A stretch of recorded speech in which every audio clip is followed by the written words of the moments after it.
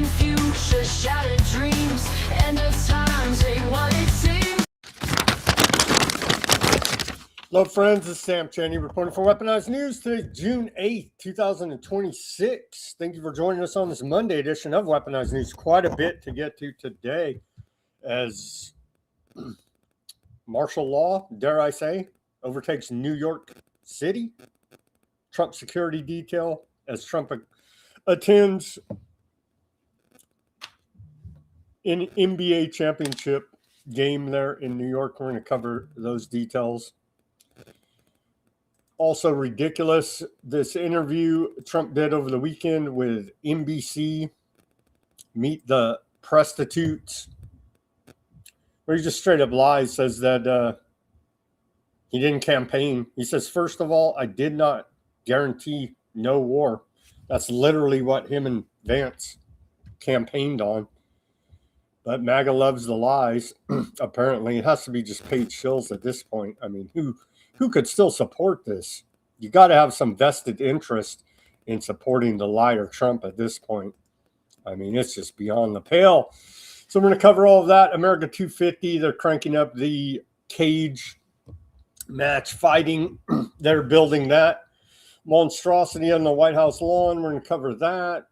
The ins and outs of the Iran war on day number 101 here now. There was a flare-up. Iran shot some missiles at Aardvark land. Aardvark land attacked back, and so on and so forth. We'll go over the weekend. And so we're kind of in a lull right now, but fighting does continue there in Lebanon. So the Lebanese genocide and the Palestinian genocide continues. As we continue to report here, they're stacking the bodies tragically and horrifically enough there. We're going to cover all the ins and outs, what has transpired here since we've last been on the air on Friday. We got a lot of economic news for you. We got public health news. We're going to take a look at the World Cup. The CDC sounding the alarm to prepare for the World Cup. Public health needs to prepare for it. We're going to take a look at that. Are they preparing to stage a major false flag event at the World Cup? We'll take a look at that. We got geopolitical news. And yeah, happy USS Liberty Day as well.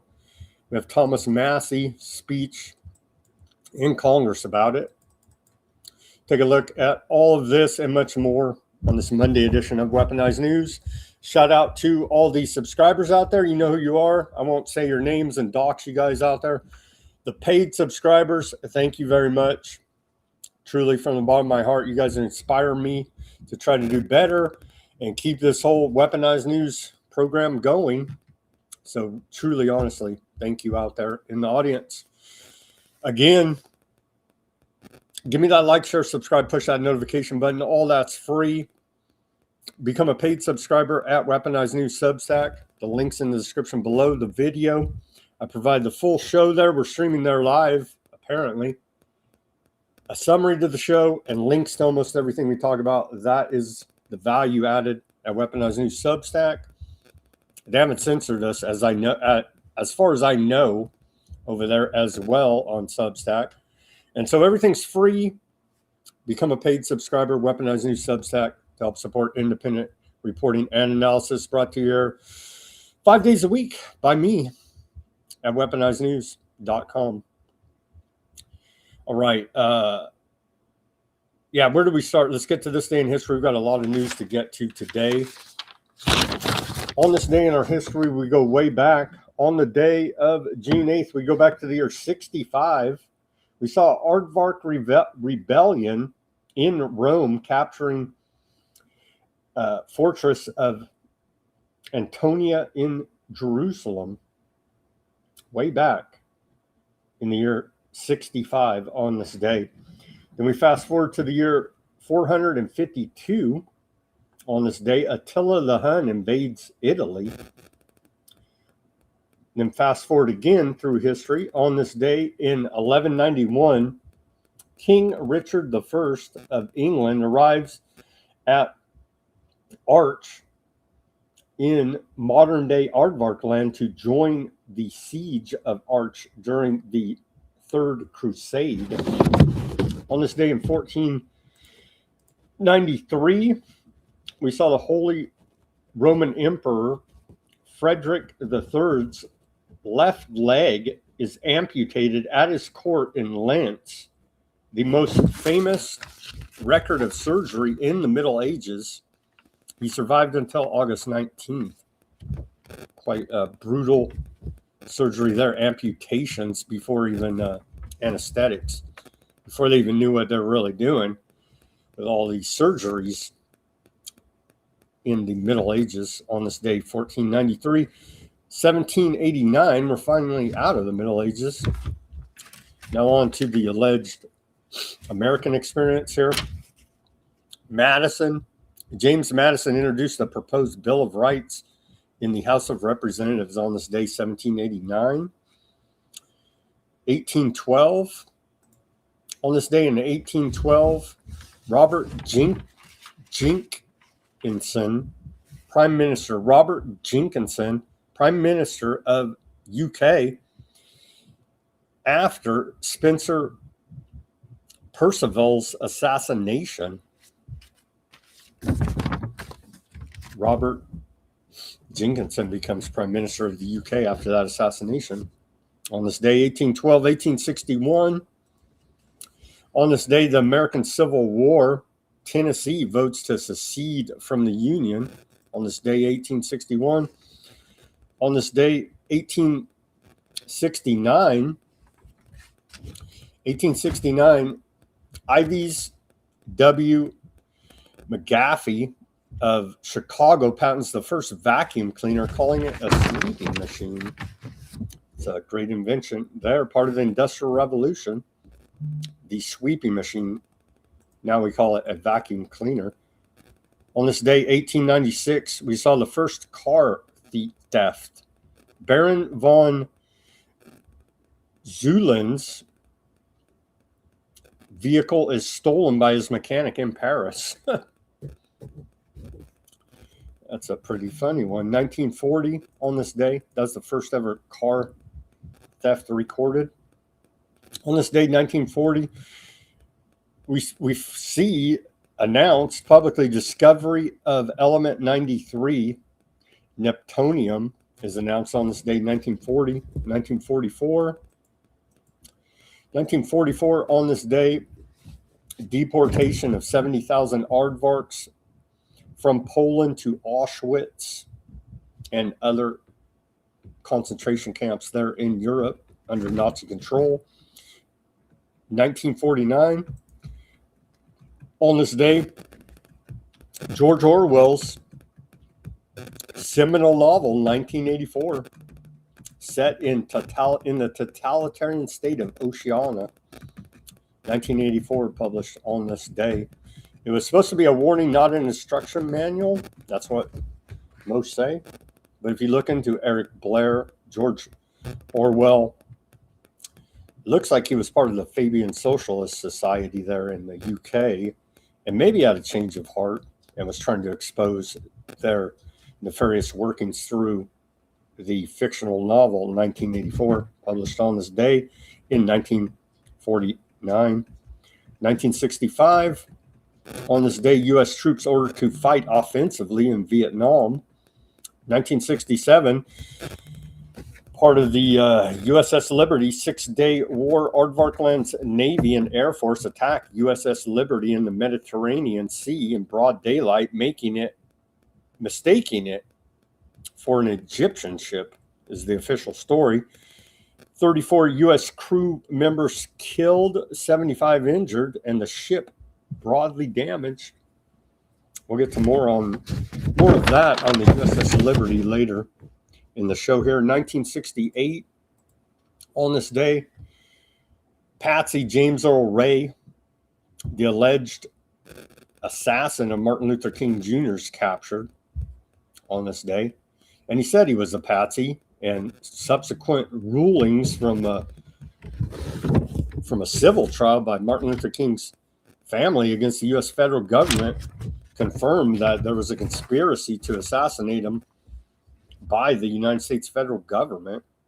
And they threw old James Earl Ray out there as the lone wolf, patsy gunman, as per usual in government MK Ultra patsy assassination plots, as we've seen here now. Moving forward to 1978, on this day, Nevada jury rules Howard Hughes' Mormon will is a forgery. On this day in 1979, quote, The Source goes online, the first public computer information service. The Source on this day, 1979. And 1983 on this day, Trading Places, American comedy film, is released. That's a good one. If you haven't seen it, with Dan Aykroyd and Eddie Murphy. And the producer of Trading Places is Great American Patriot, and producer and director Aaron Russo, producer and director of America Freedom to Fascism, the documentary about there is no law requiring you to pay individual income tax and exposing the fact that the Federal Reserve is a private central bank cartel. Everybody should watch that documentary, America Freedom to Fascism. Should also watch Trading Places. It's a very good quote comedy film exposing the corruption of Wall Street. On this day in 1984, Ghostbusters is released. I know, pandemonium, dogs and cats living together. What shall we do? Released on this day, to paraphrase Ghostbusters, released on this day. In 1984, 1987, on this day, we saw the Iran-Contra hearings. Oliver North's Secretary Fawn Hall testifies at Iran-Contra hearings on this date, 1987. 2018, on this day, we saw the world's most powerful supercomputer summit can process 200,000 trillion calculations per second, launched at Oak Ridge National Laboratory, Tennessee by IBM and NVIDIA, the forerunner for the AI revolution we're seeing right now. 2020, on this day, during the bat times, lockdowns for bat times in Europe saved 3 million lives, according to a study by Imperial College of London. And they're the ones that cooked up a bunch of legitimate scientific data, let's just say, out there for the naysayers of the bat times. Everybody should look into Imperial College of London. It would be laughable if it wasn't so tragic. Now, what all they did and got away with and continue to till this day. 2020, on this day, they saved Trump literally saved the whole world with Operation Warp Speed, according to Trump. So there you go. With the bat times, it was wonderful for everyone. On this day in our civil liberties history, we go back to the year 1975. Attorney General Levy: presidents have no authority to order assassinations. In response to revelations that the CIA had undertaken secret plans to assassinate foreign leaders, Attorney General Edward H. Levy stated on this day that presidents do not have the authority to order assassinations of foreign leaders. A year later, on February 18, 1976, then President Gerald Ford issued Executive Order 11905, banning assassinations by the CIA and other governmental agencies. The CIA assassination plots were exposed by the investigations of the Senate Church Committee created on January 27, 1975. CBS reporter Daniel Schnorr was the first to report the plots, which he did on national television on the night of April 28, 1975. When he became Attorney General, Edward Levy promised to be politically independent. And he followed through on the promise throughout his term in office. He became Attorney General in the wake of the Watergate scandal under President Richard Nixon, which had severely tainted the office of Attorney General. Well, he should have been out if he's actually making good on his campaign promises. That's treason, right? Sure it is. In an empire of lies where we find ourselves. And on this day in 1992, court upholds professors' free speech rights on African American inferiority. Yep, get triggered out there. I'm sorry, but we do have a First Amendment in this country. A federal appeals court on this day ruled that City College in New York violated the First Amendment and due process rights of philosophy professor Michael Levin, who had written letters and articles outside of the classroom that on average African Americans are less intelligent than whites. Students had disrupted his class to protest his views, and the university created separate sections of the courses he taught for students offended by his views. The court ruled that the university's actions constituted a chilling effect on free speech that violates the First Amendment. The controversy over Professor Levin coincided with a separate one over Professor Leonard Jeffries, who espoused theories of African American superiority.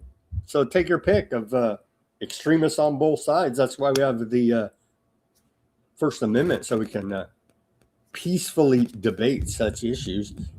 There are groups out there that want to turn to violence and use this as a diversionary, subversive tactic against our First Amendment. Don't let them win out there. So I don't care how offended you are by whatever. We have a First Amendment that takes precedent over all of your sensitive sensibilities out there. So sorry to report that to you. The university removed Professor Jeffries as a chairperson of the Black Studies Department 3 days before the court decision in the Levine case. Jeffries filed a $25 million lawsuit against the university for violating his rights.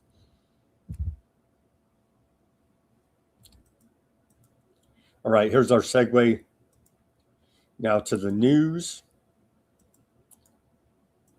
And here's Trump lying. He got debunked on a fact check on X. So let me show you that first here. I always got to, blow the spoiler alert. Here's Trump on this NBC fake interview they did over the weekend. Welker, the interview lady, says, "You insisted no new wars." Trump replied, "First of all, I didn't guarantee no war. Welker, you said it over and over again." And then a fact checker on the X, the community notes, says during his campaign run, Trump promised multiple times there would be no new wars. I know. Stop being triggered out there, MAGA. Trump's a lying criminal, and now you're complicit by supporting him at this point. What changed? Because you insisted no new wars. First of all, I didn't guarantee no war. Why would I have built the strongest military in the world? I built our military. I inherited a terrible military. We had no equipment. We had nothing. I built a tremendous military. Biden gave a lot of it away, but it's still a relatively small portion compared to what I built. But you said it over and over again, Mr. Why would President? I build a military? Now, I didn't want to use this, but I'm doing you and everybody else a big favor. In the midst of the greatest stock market in history, in the midst of the most successful country, because as you know, in the last time we were a dead country, Kristen. I know you're a big liberal. Bro, we can't afford groceries out here, so save all your bullshit, man. Republicans are going to get destroyed. And this is Trump acting like a child. This whole thing's staged. It's Masonic political theater, for those that don't know out there. But here he is acting like a child, storming off the interview set. We traveled all the way to Wisconsin for this interview. Smash their microphone there. And she's shocked. She's acting shocked. So the UFC on the White House lawn is costing $60 million estimated. Trump's legal tariffs, $264 billion. Triumphal Arch in D.C., $100 million. Renaming airport to Donald J. Trump Airport, $5.5 million. Trump's war on Iran, $2 billion per day. Trump's face on a $250 bill, costing $375 million. The gap between America First and Trump's legacy first is getting harder to ignore. That's a post by Free Thought Project Jason Bassler. I couldn't agree more. Here's old were they Morning Joe CNBC? They changed their name. I can't even keep track. Anyhow, Mika Brzezinski, a beautiful shot of Washington, D.C. They love the evil district of criminals, Washington, D.C. The architecture designed to elicit evil energy, right, from the occult practices they're doing there. Welcome back to Morning Joe. It's the top of the hour. A beautiful shot of Washington, D.C. as we start off the week with. So these monsters love it. They love all of the dark occultic energy created by the evil done in the district of criminals. Here it is. This looks like something out of, I don't know, a sci-fi movie, something. The UFC was testing the lighting for the claw on the White House lawn last night. Here's that video. Is this some type of interdimensional Stargate?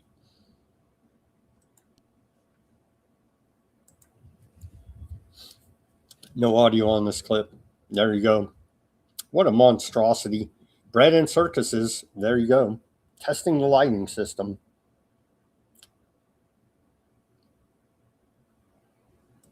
It's all so wonderful. We can't afford groceries out here, bro. 1 week away, the White House tells us. Oh, they're running this. They're running Q psyops. You should be offended and outraged, actually, at this point, because they're lying criminals, the entire government. But the White House now under Trump continues to run Q psyops on idiots that still believe this bullshit. Here's the video, and then we'll go back to the post. We all know President Trump loves UFC crowds, and they love him. New construction is underway for an unprecedented spectacle. Yeah, the Octagon is coming to 1600 Pennsylvania Avenue. I think it's going to be the biggest event we've ever had. There's going to be 4,300 people there, and most of them will be military. It's going to be a one-of-one type of show. This is the hottest ticket in town. This has all of the ingredients needed for the biggest fight in UFC history. What a load of shit. And Dana White, there's that weird video where he's got like some kind of MK Ultra Monarch program, paintings going on with like some young girl being raped. It's just, these people are all Epsteiners, all right? They're all sick freaks. They're dark occultists. They're Satanists, okay? None of these people are your friend. Buckle up. It's about to go down. Here's the White House running Q psyops. The White House posted this earlier today. Buckle up. It's about to go down. And then we got people out there still solving the internet riddles. Autist the 17th, Autist Division on the X, shows us the Q post here. Buckle up. It's about to go down. Buckle up. Set the stage. And so they have a Q post for all of this nonsense to continue the propaganda campaign that the white hat good guys are in charge. Bullshit. The entire government's corrupt beyond our imagination. And they're plotting to terminate many of us out here. So still running the Q psyops right directly from the White House main X account now. You see what they're doing here? It's truly disgusting. And they're evil. Trump's evil. They're all evil. All these people pushing this are evil.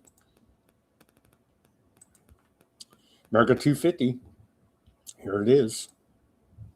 A Ferris wheel overlooking the monuments, more than 150 exhibits from all 56 states and territories, live entertainment, cultural programming, family attractions, innovation showcases, and spectacular flyovers. This is the Great American State Fair on the National Mall in Washington, D.C., June 25th through July 10th, 2026.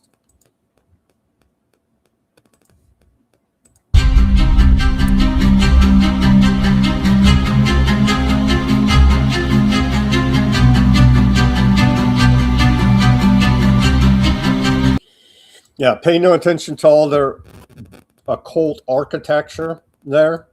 Again, we can't afford groceries out here, bro. Ann Coulter, she's a big conservative. Used to be. I guess she's a big liberal now. That's what MAGA will call her. On Trump attending this basketball game tonight. It's happening anytime, probably while we're on the air.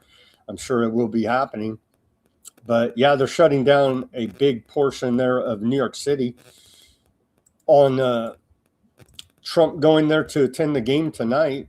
About that, Ann Coulter posts, of all the selfish, narcissistic things Trump has done, attending Madison Square Garden to see the Knicks play in person tonight is the absolute worst. 20,000 attendees will be massively inconvenienced for all the extra security. The Knicks watch party at Garden is canceled. Thousands of extra law enforcement officers will be required, paid for by taxpayer money. Traffic will be a disaster, all so he can sit in the Garden rather than watch the game on TV. President ought to be willing to sacrifice once in a while. No bags, no watch parties at Madison Square Garden, with Trump attending Game 3 of the NBA Finals.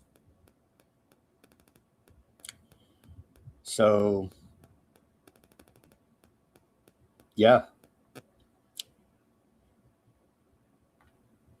And hey, we can't afford groceries out here. So normal New York Knicks fans, Joe Blow, working stiffs, they're nowhere near being able to even afford a ticket to the freaking game. But this guy, Trump, is going to shut down, 5-6 city blocks, F everybody, basically, and he's king of New York now. So, a man of the people. On to Iran war now. What a breakdown. Here's a summary from Iran International about what has happened over the weekend, Saturday and Sunday. Iran's Joint Military Command said earlier today that the armed forces had halted operations against Aardvarkland, but warned that it may resume the attacks if Lebanon is attacked. Aardvarkland Security Cabinet also decided to halt Iranian attack, but rejected Iran's Lebanon ceasefire demand. All flights at Iran's airports have been canceled until further notice. The Iran Airport and Air Navigation Company said earlier today. President Trump earlier today urged Aardvarkland and Iran to immediately stop shooting after renewed clashes between the two countries. Iran rejected reports that it had targeted Saudi Arabia, with Foreign Ministry spokesman Baghdadi saying earlier today that Tehran publicly acknowledges military operations carried out by its armed forces, but did not attempt to attack Saudi Arabia. Aardvarkland airstrikes hit a petrochemical complex in Mershur in southwest Iran, prompting an emergency evacuation of the day shift staff at that petrochemical processing complex. So where are we at now? Netanyahu struck Iran despite claimed U.S. objection, says war with Lebanon will continue. Aardvark land struck Iran on Saturday despite reported opposition from Trump administration, but stood down from a larger planned assault after a new warning from the president earlier today, according to propaganda mouthpiece Axios, the outlet that has served as a conduit for official Trump administration leaks and messages throughout the administration. The Trump Netanyahu calls, Axios says Trump called Netanyahu on Sunday and urged him not to retaliate, arguing a deal was days away. I don't believe any of this, but that's what they're putting out there publicly. The call ended without a firm commitment from the Aardvark land prime minister. Netanyahu concluded Trump's opposition was not firm, an Aardvark land source told Axios, and ordered strikes to proceed. There is no way Bibi could have interpreted what the president told him as an agreement. They don't know what ceasefire means in English. They don't know what don't means, like do not stop. So yeah, the English language to the Aardvarks is alien to them. We might as well be on a different planet, because the meaning of words in the English language has two different meanings to us and to Aardvarks. They're in Aardvark land. There's no way Bibi could have interpreted what the president told him as an agreement. He was expressly told the president didn't support it, but he does what he does, a U.S. official told Axios. If we're to believe any of that, I think that's just all more propaganda and lies, covers to try to spin you down these rabbit holes. They're working in lockstep. Come on. Iranian Foreign Ministry spokesman Baghdadi said, however, blamed the U.S. directly. No one believes that Aardvark land regime would take any action without coordination with the United States. Kind of have to agree with Iran Foreign Ministry spokesman on this. The United States bears responsibility for the Aardvark land regime's aggression, and it will also be responsible for the consequences of any escalation in tensions, i.e., Aardvark land bombs Lebanon, i.e., Iran bombs the hell out of U.S. assets in the region, our military bases, and our service members are in harm's way now. Thank you very much, greatest ally. We do appreciate your efforts to build the greater Aardvark land, bring about the third temple building, and fulfill your fake prophecy. We do appreciate it. We do appreciate all of the death and destruction and genocide.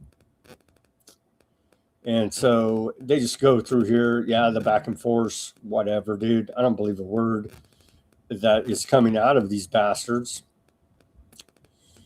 Probably shouldn't believe Iran, but they seem to be telling the truth in more context than America at this point. Sorry to report to you here now. I wish it wasn't this way, but it is. Aardvark Iran's Islamic Revolutionary Guard Corps announced that it had launched a missile strike against industrial facilities in Haifa in response to U.S. Aardvark land attack on Iranian petrochemical complex. In a statement released earlier today, the IRGC warned that Aardvark land had begun a dangerous game by targeting civilian and energy infrastructure, saying any further attacks on oil or petrochemical facilities could expand the war to encompass energy targets across the region. The IRGC added that the consequences for the global economy would be the responsibility of the United States, which it said is the main instigator of the war.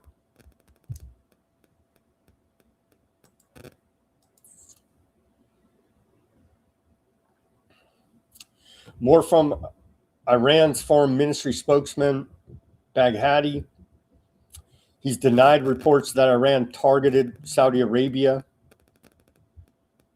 warning instead of a possible false flag operation carried out in Iran's name. He said Iran openly claims responsibility for any military operation it conducts and had issued no statement regarding the reported incident. He added that Tehran has repeatedly warned of false flag operations. They have, alleging that Aardvarkland and other actors carried out similar actions during the Ramadan war and in previous periods. The remarks came after missile warning sirens sounded in the Saudi city of Al-Kharj, where the Prince Sultan Air Base and major U.S. military installation is located, hours after Aardvarkland launched new strikes against Iran. Iran says it's a false flag on Saudi Arabia. They didn't do it, and if they did, they would announce it. They seem pretty forthcoming about their military operations announcements. I'm just saying. That's what we've seen here now during this 101 days of war with Iran. Here's Trump post earlier today. According to the media reports, they want us to think there's a divide between Trump and Aardvarkland now. I just simply don't believe it. I think it's all for public consumption to try to ease some of the blowback here now on Trump. Both sides, Aardvarkland and Iran, are looking to do an immediate ceasefire. Sure, bro. Final negotiations on peace are proceeding, subject to ignorance or stupidity getting in its way. The blockade will remain in force and in full force and effect until a, quote, final deal is reached. Things should move quickly. Thank you for your attention to this matter, President Donald J. Trump. Are you going to free up the billions Iran wants of frozen assets? Is Aardvarkland going to stop the genocide in Lebanon?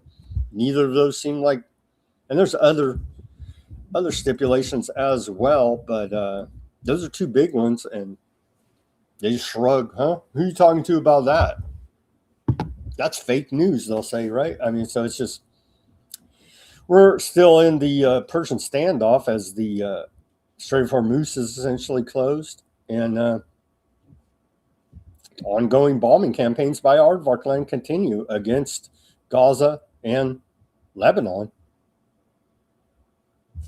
That's where we're at. Pakistan acting as the middleman, the mediator here, which is mediating U.S.-Iran negotiations, has called on all parties to exercise restraint, claiming a deal is within reach. Huh. Everybody wants a deal except for Aardvarkland, dare I say.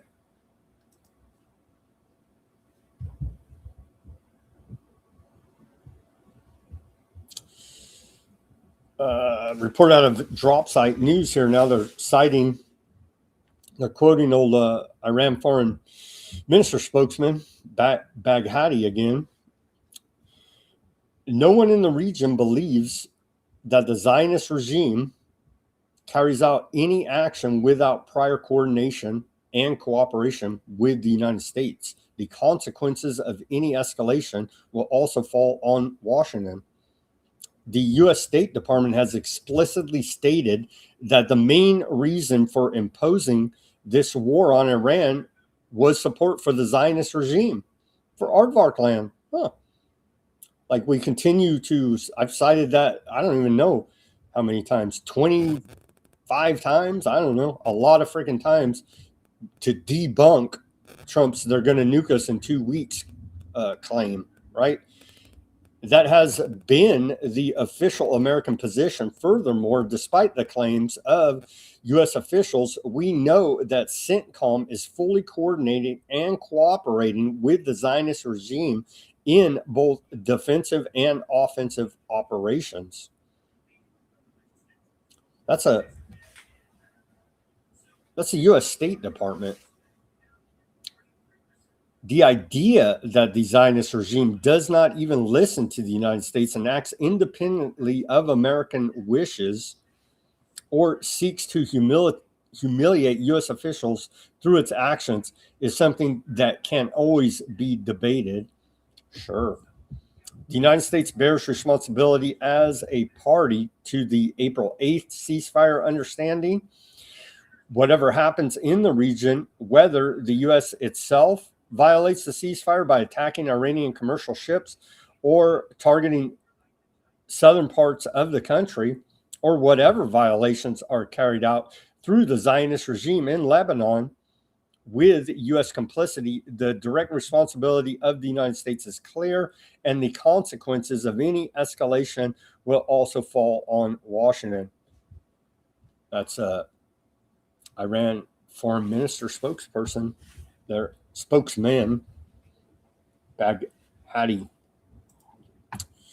Ghalibaf, the Speaker of the Parliament over there in Iran, said, "We have disrupted the equation of a ceasefire on paper and its repeated violations in the field.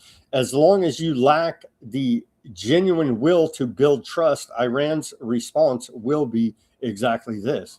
And they're looking to whack that guy too, this guy, right? There's reports they're looking to try to figure out how to whack this guy. I thought presidents couldn't order assassinations. Well, we assassinated Khomeini, didn't we? The first Khomeini in charge there.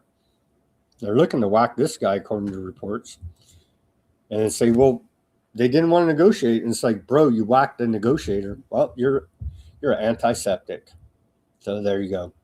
Here's Bibi. Is this translated in English? Yeah, it's a bad translation anyway. Bibi, the shadow president of America here, the most corrupt man in the world, this guy, right? In this statement, he said, "I say to my friend Trump in conversation, we will defend Aardvark land with determination." Huh? Bibi says Aardvark land was forced to bomb Iran in order to prevent a nuclear attack on Aardvark land. Huh. Same routine has been. They're not getting off that narrative, are they now? And it's really starting to look like the whole story we've been told about global thermonuclear war is total bullshit, because I believe that Aardvark land does have nukes, and if it did what they say it can do, they would have used them already and wiped out Lebanon, Iran, and freaking Gaza there. Definitely Iran. Netanyahu says Iran and Hezbollah are weaker than ever, and we are stronger than ever. And so we do appreciate the efforts of the American taxpayer, our corrupt U.S. government, to prop up Aardvark land, to be in a position to claim they're an emerging global superpower. We do appreciate the vampires literally sucking the blood out of our country to achieve this end for these genocidal maniacs. Netanyahu said Hezbollah planned to invade the Galilee with thousands of terrorists, and at the same time, it planned to destroy the cities of Aardvark land with 150,000 rockets and missiles. Hey, Iran planned to nuke New York City in 2 weeks for the last 47 years, according to Bibi here now, right? Sure, buddy. Iran says it will no longer wait for threats, declaring new strategic regional defense doctrine. Iran's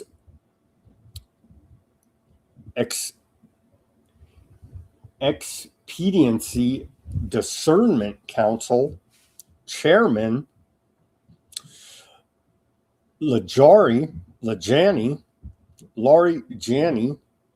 said Tehran's intervention in support of Lebanon constitutes a formal declaration of a new strategic doctrine under which attacks on any component of the resistance axis will trigger a response that extends beyond geographical boundaries and reshapes regional equations. Lari Jani said Iran has entered a new phase in which it no longer waits for threats to emerge before acting to preserve its regional position, but instead takes the initiative.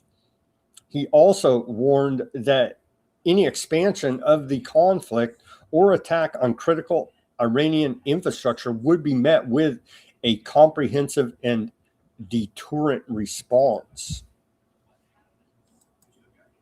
This character right here is saying all of that. New strategic regional defense doctrine there. So essentially, they're saying if you go after them or any of their proxies, then they're going to, you go after the Houthis, you go after the Hezbollah, you go after Hamas, maybe some kind of loose thing going on there.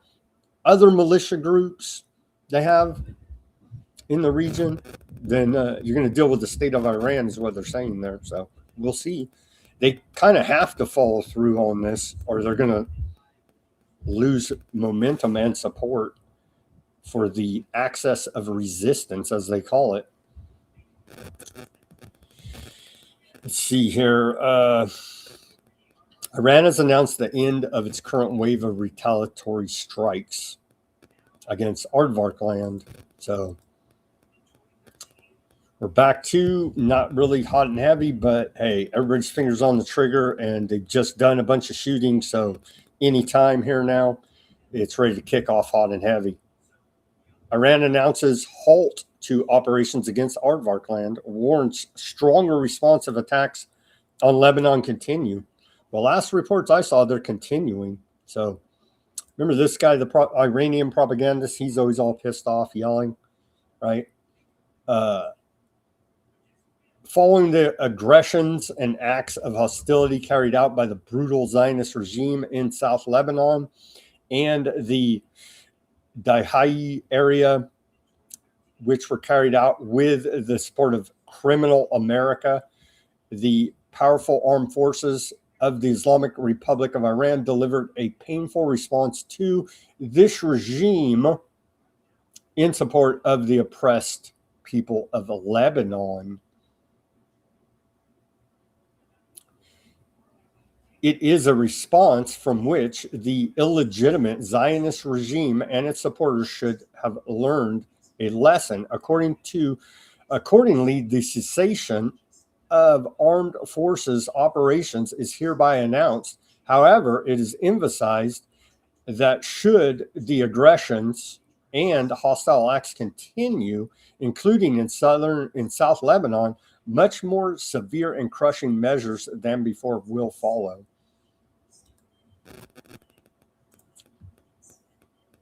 Joe Kent, of course, he resigned as the top counterterrorism spy, right? Here in America, he says no deal is required for U.S. to just walk away.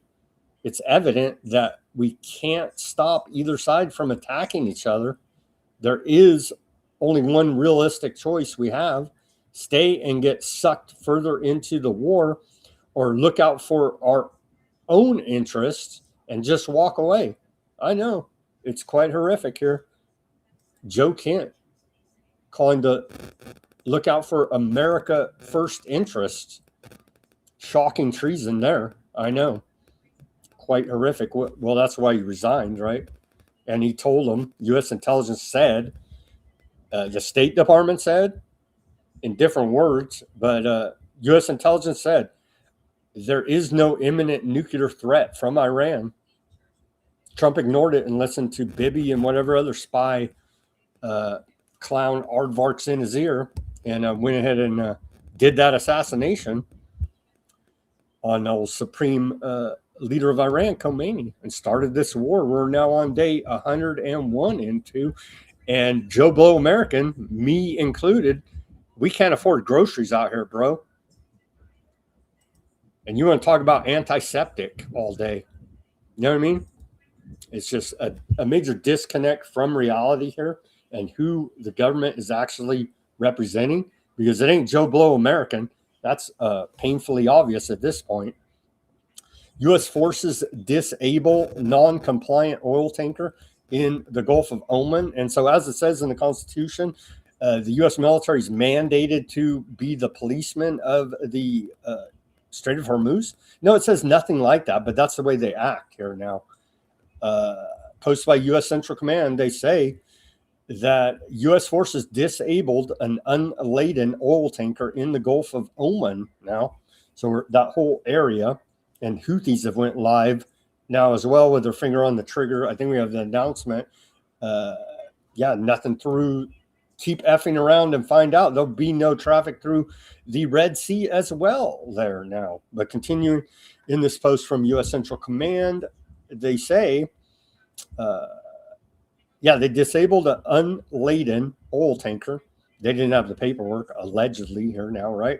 According to U.S. Central Command in the Gulf of Oman, earlier today, after the vessel violated the ongoing blockade against Iran by attempting to sail to an Iranian port. U.S. Central Command, CENTCOM, disabled Palau flagged MT Marivex as it transited international waters in the Gulf of Oman toward Iran. An FA-18 Super Hornet from USS Abraham Lincoln fired a precision munition into the ship's engineering and steering spaces after the crew failed to comply with directions from U.S. forces. The oil tanker is no longer sailing to Iran. That's a great use of U.S. military resources there. Sure it is. CENTCOM forces have disabled 7 non-compliant vessels, redirecting 134 ships that complied and allowed 42 vessels supporting humanitarian aid to pass since initiating the blockade on April 13th, 2026. What a freaking disaster. We're in a Persian standoff there. And so it's a disaster. By all accounts, we're going to see a global famine. Joe Blow Americans already can't afford groceries. If you're in the third and fourth world, millions are going to starve to death because of this. Nobody seems to notice. Nobody seems to care. We are going to face the blowback from this here in many different ways in America. Iran's already said everything Aardvark does, that's you, America. You know what I mean? So whatever you want to say, maybe they're in check, maybe they're not. I say they're not. I say we're working together. However you may see it, they're out of control, bloodthirsty, genocidal maniacs. They're not stopping, you see, is the problem here now. U.S. CENTCOM assisted with intelligence and air coordination for Aardvark land strikes on defense against missiles. Reported earlier today. So again, the conflicting reports. We didn't have anything to do with it. It's just Aardvark land. Iran says bullshit. You're one and the same. So we should probably take them at their word. That's the way they see things, and be looking at it from that perspective instead of following all this bullshit propaganda from Axios and others out there. Saying, oh yeah, maybe there's a mix-up. There's a falling out between Trump and Bibi. They've been playing this bullshit for a long time here now, and it's just diversionary tactics to throw us off the trail of the real culprits, which is Aardvark land, and with America's blessing, of course, here now. That's causing all these problems. I know. Iran, the bastards should have never built their country around all our military bases in the region, but they did, and now we have to deal with them. Over the weekend, this came out. Failing New York Times, who was it? NBC, all over your Mockingbird media. They say, according to the Pentagon, Aardvark land is a major espionage threat. Congress says, cool, let's deepen military integration with Aardvark land. Government logic, they're spying on us. Better give them the keys. That's a Free Thought Project, Jason Bassler, little post. Here is the headlines. Pentagon sees growing espionage threat from Aardvark land. Well, everybody at the Pentagon should be sanctioned and droned. House Dems join GOP to help advance deeper U.S. aardvark land military integration. So that right there. 0-1, Coke, Pepsi, red, blue, Republican, Democrat, it don't make a difference. Your government is corrupt beyond our wildest imagination here now. Pentagon sees growing threat. Espionage threat from aardvark land.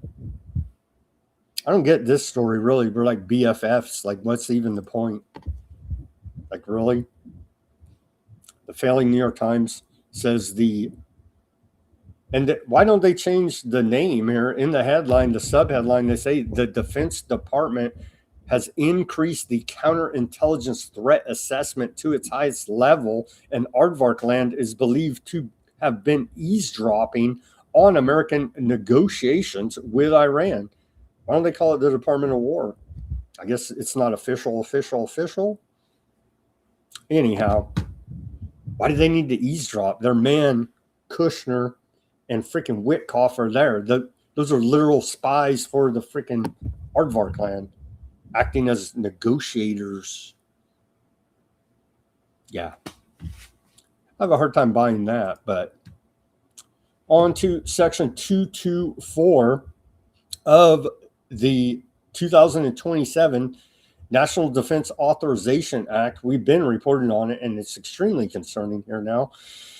U.S. Aardvark Land Defense Technology Cooperation Initiative, Section 224 of the 2027 National Defense Authorization Act, H.R. 8800. Get that? They like the backhanded numerology and symbology and mockery, actually. Establishes the United States Aardvark Land Defense Technology Cooperation Initiative, requiring the Defense Secretary to designate an executive agent to coordinate U.S. Aardvark Land Defense Technology research, development, testing, evaluation, integration, and industrial cooperation. So we're one in the same, as it should be, right? As it is written in our Constitution, that Aardvark Land founded America here now with the help of Bibi, Smotrick, and what else? And Katz and freaking Ben Gvir. They were the founding fathers of America. Key provisions in this executive agent requirement: the Defense Secretary must appoint an executive agent to oversee and coordinate all aspects of U.S. Aardvark Land Defense Technology collaboration. So we'll have a special agent that's looking out for our interests and giving everything we got to Aardvark Land. It's going to be freaking awesome, bro. Telling you, this is the golden age for us. Scope covers bilateral defense technology work, integration, and industrial cooperation across a wide range of domains, including artificial intelligence, quantum technology, autonomous systems, directed energy, cyber capabilities, and biotechnology. Integration and data fusion. The bill uses terms like network integration and data fusion without clear definitions, raising concerns about the depth and scope of cooperation. Well, again, everybody against it is a terrorist. So there you go. And what else on this summary of it? Strategic context, purpose. Supporters see it as a way to deepen U.S. Aardvark Land military ties beyond traditional defense aid, fostering closer defense industrial integration and joint capabilities. Timing proposed amid heightened U.S. Aardvark Land military engagement, including joint operations against Iran, and as both countries discuss moving beyond the traditional aid framework. Netanyahu's like, yeah, we're not going to take any more foreign aid from America. We're just going to be America. See, a sneaky aardvark trick there. Good one, Bibi, Shadow President of America. Political and security implications. Supporters argue it strengthens security partnerships and accelerates joint innovation. Critics warn it could intertwine the two militaries at a level not seen before in American history, making it harder for Congress, taxpayers, and future administrations to monitor activities going on in Aardvark land and U.S. military coordination and collaboration. We're like going to be one and the same here, bro. It's freaking awesome. Yeah, it lacks clear definitions because they don't even care what words mean at this point. They just make up whatever. Don't be an antiseptic and just scream that all day. Scream 6 million and antiseptic all day. And that's about what we get out of these lying criminals.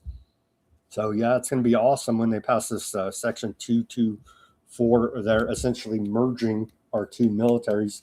And that would make Aardvark land a regional superpower at that point, which we strive for, and it's called for in the Constitution. Here's Massey.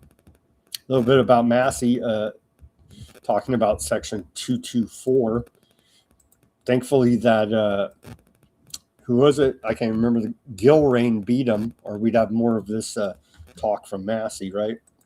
Letter that you showed comes on the heels of a section 224 of the NDAA, National Defense Authorization Act, that was just made public by the chairman and the ranking member of the Armed Services Committee. They intend to mark up that bill next week, I believe, and then we could see the NDAA on the floor very soon, maybe next month, if not sooner, for a full House vote. There's a troubling provision in there, Section 224, which I intend to offer an amendment to strip, but that provision would enmesh, synchronize, integrate, whatever word you want to use. I think they use the word synchronize in the legislation, but we all know what it means. And we were called conspiracy theorists last week for saying this means we're going to merge the two militaries, the IDF and the U.S. military, because they said, oh, this is just, we're merely combining our technology and our supply chain. There you go. Massey is a conspiracy theorist claiming that words even have meanings that can be defined. That's a conspiracy theory now.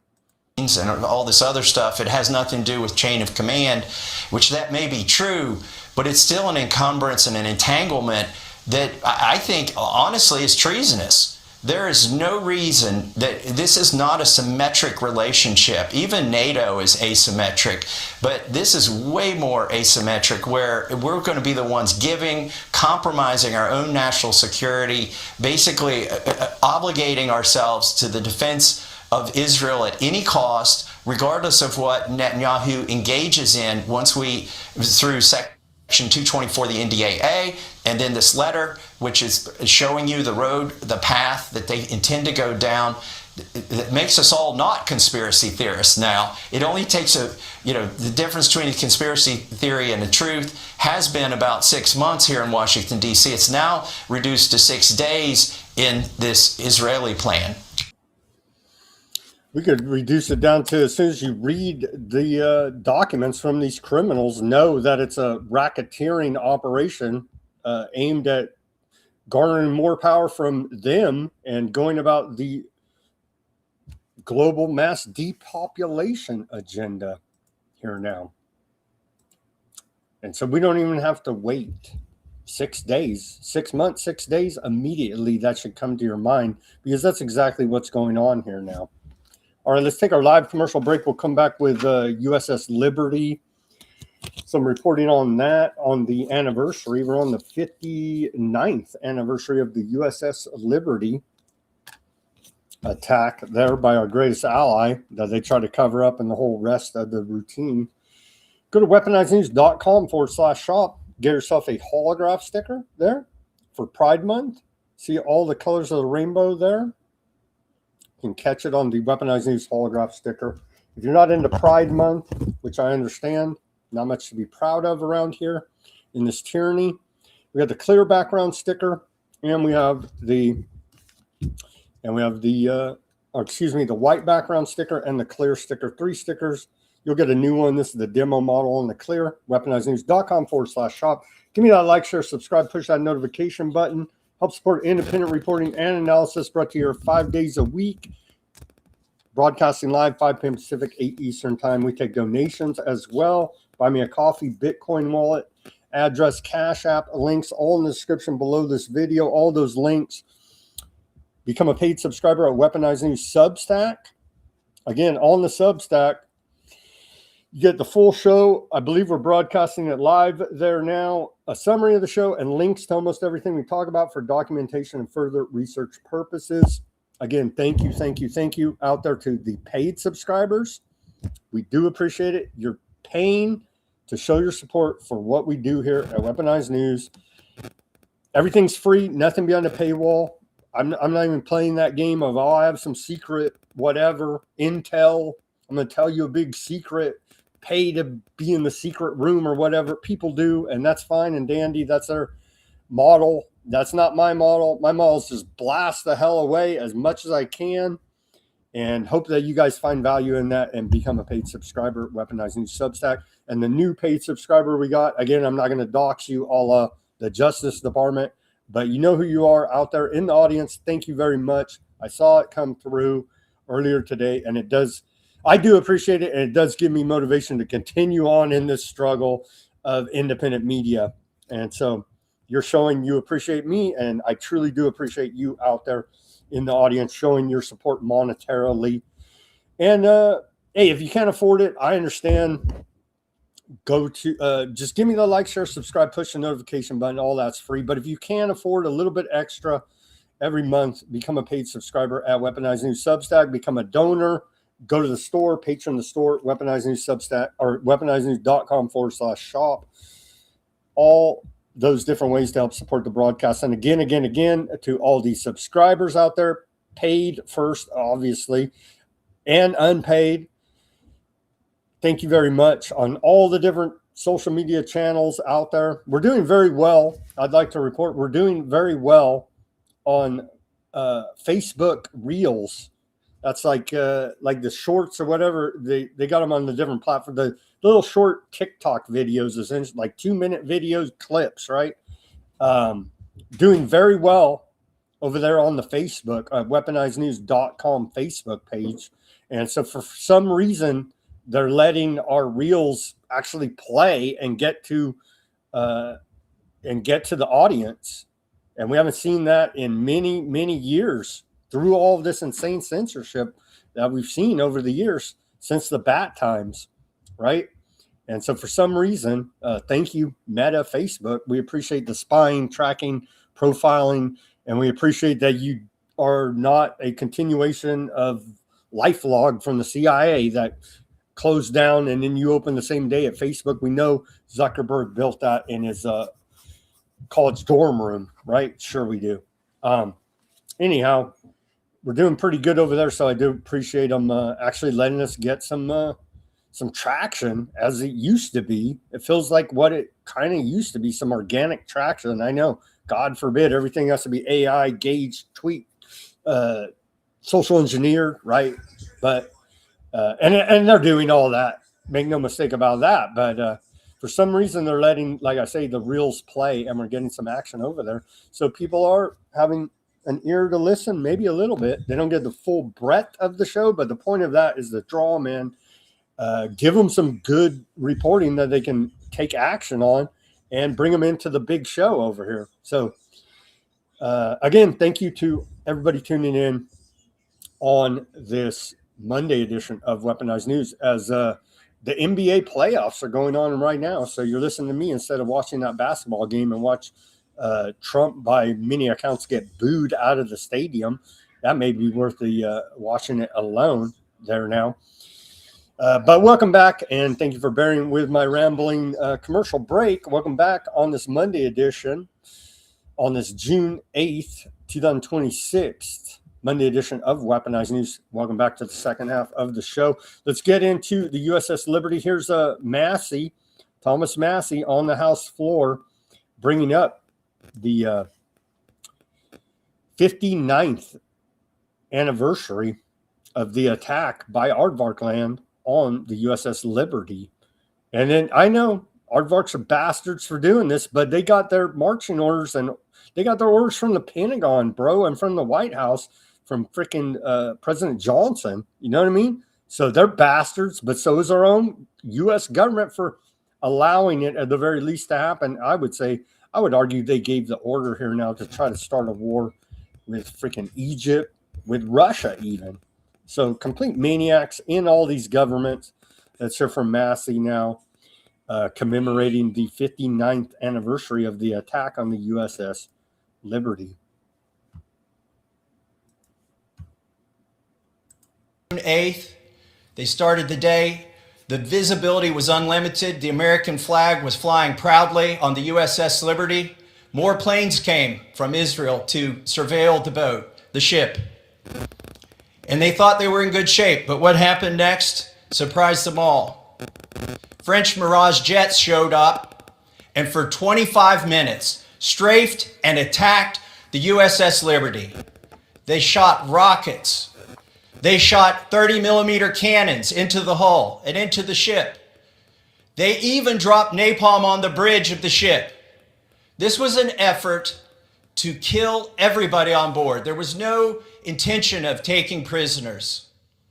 After the 25 grueling minutes of attack on this virtually unarmed ship, and they thought things were over and they could recover, the torpedo boats showed up, 3 torpedo boats. They launched 4 torpedoes. One of them hit the hull of the USS Liberty and killed 25 people instantly. It blew a 40-foot by 40-foot hole in the side of this ship. They were intent on sinking it. But they were also intent on not having a single survivor. According to eyewitness accounts, the Israelis machine gunned the lifeboats that they put down. They machine gunned the firefighters who were on the deck. They were bringing the wounded and the dead to the mess hall to triage them. They had one doctor who was trying to help them all, put a few stitches in. It was harrowing, and it's amazing. If not for that crew, that boat would have sunk that day. But it still wasn't over. Helicopters showed up, combat helicopters. And the USS Liberty, even though their signals were being jammed by the Israelis, got a signal out. And there were ships that tried to respond. The USS Saratoga, the USS America sent planes. Both of them sent planes to help the USS Liberty. And something happened that's never happened before. A ship under attack, the planes were recalled. This has never happened before. And they sat there for 17 hours. 34 dead, 174 wounded. Out of 294 crew members. That's over 70% casualty rate, unheard of. The Israelis were intent on leaving no survivor. And what about our own military? Why did they not send anybody for 17 hours to help these men? So what really happened? You know, the official reports say that it was a case of mistaken identity. But if you listen to Dean Rusk, former Secretary of State, Richard Helms, CIA Director, Bobby Ray Inman, head of the NSA, Captain Ward Boston, who was the chief counsel of the Court of Inquiry. If you listen to Admiral Moore, who served in Pearl Harbor, Midway, commanded both the Atlantic and Pacific Fleet, and was chairman of the Joint Chiefs of Staff, none of these distinguished men think this was an accident. They think it was intentional murder by the country of Israel, either as a false flag operation or because they simply didn't want anybody observing what they were doing that day. Well, I've got a call to action for everybody here. Honor these individuals. Quit ignoring that they exist. Go to their website, ussliberty.org. Support them. And while they're still alive, they need closure. Let's give them closure. Let's have an investigation. Let's pass a resolution honoring them. It's long overdue. And then they can have their justice. With that, I yield back. And I ask unanimous consent to enter into the record a declaration of Ward Boston. So clear antiseptic behavior there by Massey, calling for a new investigation into Aardvark Lam murder of U.S. Navy men. So clear antiseptic behavior there, why he lost in Kentucky. On to public health, we're trying to lobby to get Snow out there a brain chip because he's very non-compliant with all this stuff. with this one world government scientific dictatorship. So they're rolling out the brain chips here now. 6G AI brain chip rollout imminent. And we're trying to start a campaign to get Snow one of these, because he's the most vocal protester out there against this kind of stuff. So he needs to get in line with the technocracy. They're working on brain chips. Nokia's CEO said the smartphone as we know it by 2030 is going to be implanted literally in our bodies. And so they're going to install these artificial intelligence systems into our bodies, and it will be linked to 6G infrastructure, not 5G anymore. Trump signed an executive order a few months ago to accelerate the deployment of 6G, and in that order, it literally says one of the goals is to operate implantable technologies. So these brain chips and other AI devices will interface with 6G infrastructure. They're big cellular, big tech. They basically have a golden ticket to do whatever they want. And this is very, very dangerous. And people will go along with it, unfortunately. People are easily tricked, as we've seen in the past 5 years. But I will not go for it. I'm not going to take any sort of biological implant. Well, we're going to have to get him an implant and Snow. We had him on the show before. Nicholas. They're the head of the McCullough Foundation in that report. So we're going to have to make sure he gets a chip. Everybody gets a brain chip. And there's a war on everything. There's a war on the screw worm here now. Secretary Brooke Rollins of the USDA tells us. So there's a war on everything. There's a war on drugs.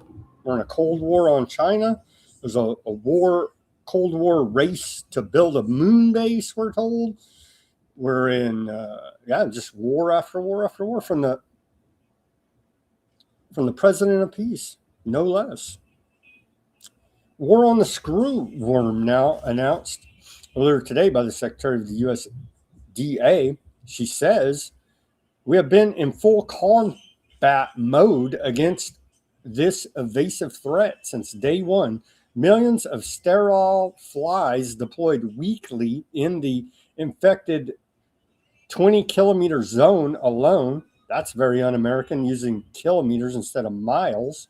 So that's we should take a look at her for, working with the enemy, working with the UK, probably trying to push that metric system on us again. Anyhow, just kidding. Continuing this report, she says infected 20-kilometer zone alone, 4 million by air plus 4 million by ground, plus an additional 90 million across the broader response area. New Texas production facility being fast-tracked at unprecedented speed. See, everything's got to be the urgency of the matter, Operation Warp Speed. It must be now. And that's how they ram through all this tyranny. Oh my God, the next crisis, the next. And they just keep hitting us over and over, never-ending crisis. Order out of chaos. This is all in an attempt to bring about your scientific dictatorship. All of this ties together. That's what we're trying to do, connect the dots on our conspiracy board here now and show you who these mastermind criminals, it's a very small group, bringing in our dystopic future of one world government scientific dictatorship. But everything must be now because there's an emergency now. Well, the government should, again, they should all walk themselves to the migrant detention centers, turn themselves in for racketeering amongst a legion of other crimes, and we should have no government. And we would be doing a lot better than this continuing here. I know public safety and they're keeping us safe and all that, but I've lost all confidence. They will never regain my trust. Excuse me for being an informed American citizen over here.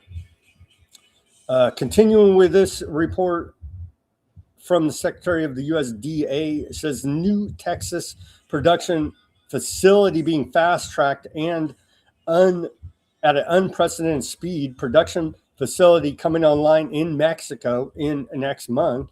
Hopefully we could have the, narco terrorists or the CIA run it, about one and the same there. Aggressive eradication efforts across the front line. This administration is working hand in hand with our Texas partners, delivering an unprecedented response, hitting harder, faster, and smarter than ever before. And here's the meme. And we played from Texas A&M University the science behind this alleged program. I don't know. I don't believe anything these liars say at this point. It sounds good. Science sounds like it works. Is that even what they're doing? I don't believe them. Excuse me. They say that they're using this bacteria on the females to mate with the males, and then create non-viable eggs, and then that will kill off the population, allegedly. Here now. New World Screw Worm. In a new era, a new World Order screw job by the health department.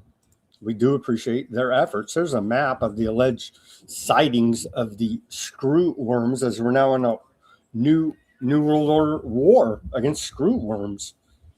U.S. confirms 4 cases of New World Screw Worm there. Just today, a dog there in Texas, Andrews County.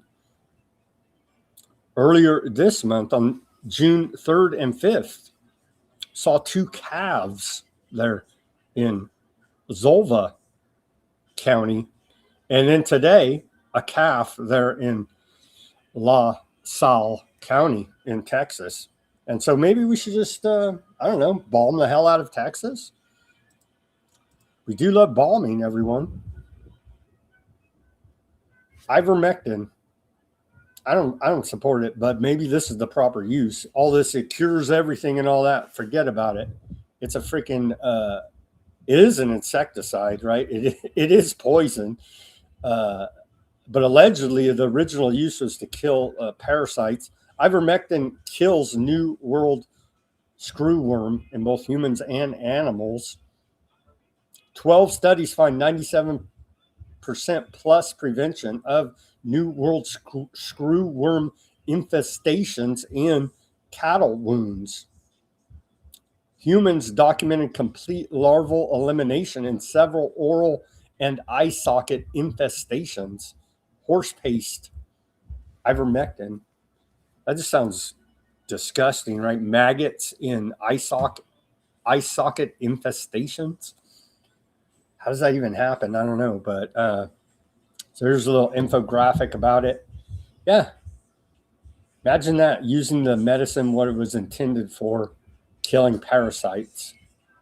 Imagine that. I do believe that ivermectin is effective at killing parasites. But hey, all these other claims out there, all I can say is fast and pray, man. But hey, we can't afford groceries. Buy your Ozempic at trumprx.gov, because you can't afford to pay for food any longer, because we're on Iran war day 101. Go to trumprx.gov and buy your synthetic Gila monster venom to curb your appetite and show your American pride. There you go. And they continue with the occult symbology, as above, so below, in the reflecting pool there. That was posted by Dr. Oz. HHS, Department of Health and Human Services, says 73 medical schools have now joined the Trump administration's nutrition education pledge after 19 schools signed on today. Imagine that. What? They're geniuses. Their intellect is beyond my comprehension, because now they're actually going to study nutrition in medical school here for Rockefeller Medicine in America in the year 2026. So these are smart guys. These doctors, man, let me tell you. They go through a press release here. The United States is in a chronic disease crisis. This is a press release by Health and Human Services. They say despite spending $4.4 trillion annually on treating chronic disease and mental health, an estimated 1 million Americans die from food-related chronic illness each year. To reverse the chronic disease epidemic, the practice of medicine must continue to improve with the emerging science that nutrition is a key driver of better health outcomes. Well, that's a conspiracy theory. We know that health comes from a syringe, right? Sure. So pushing that conspiracy theory, eating clean food could lead to better health out of Bobby Kennedy Jr.'s Department of Health and Human Services. All right, where are we at here? We still got a lot of news to cover. They're pushing police state for the soccer game. America doesn't even like soccer. Imagine that. A giant scam, a racketeering operation by FIFA, sponsored by Trump out of the White House. World Cup 2026. It's going to be awesome. It's a complete police state. And it'll be even more awesome. And we'll get to, are they going to pull a false flag attack at FIFA World Cup? Here they are on the War Channel, Fox News, bragging to how great the surveillance police state is. This is going to be like 78 Super Bowls, both from the security perimeter, also from a counter-UAS perspective. So last year, 5 events in the United States of America had counter-drone measures. All 78 matches, including a fan fest in every single city will have that. We want to make sure more than anything. F that fool, man. I like to choke that dude, excuse me, but man, all fired up about, yeah, you're going to have a police state, drones watching everything for your stupid soccer that America doesn't even like. It's an excuse to bring about and normalize the police state. The CDC now tells us through close collaboration and proactive planning, CDC has helped Kansas City prepare for safe and successful soccer events as the city prepares to host FIFA World Cup 2026 matches. CDC has partnered with state and local officials to support the health and well-being of fans, players, and communities. CDC experts have enhanced wastewater surveillance, laboratory capacity, and disease monitoring systems to strengthen early detection and improve situational awareness. For quick access to essential public health information, visit cdc.gov/soccer. So now we need a full-on public health crisis emergency planning for some freaking soccer matches. Really? What are they going to spawn out of this? CDC safety for soccer fans. Again, the government can't and won't keep you safe, and it's a complete and utter failure at basic public health.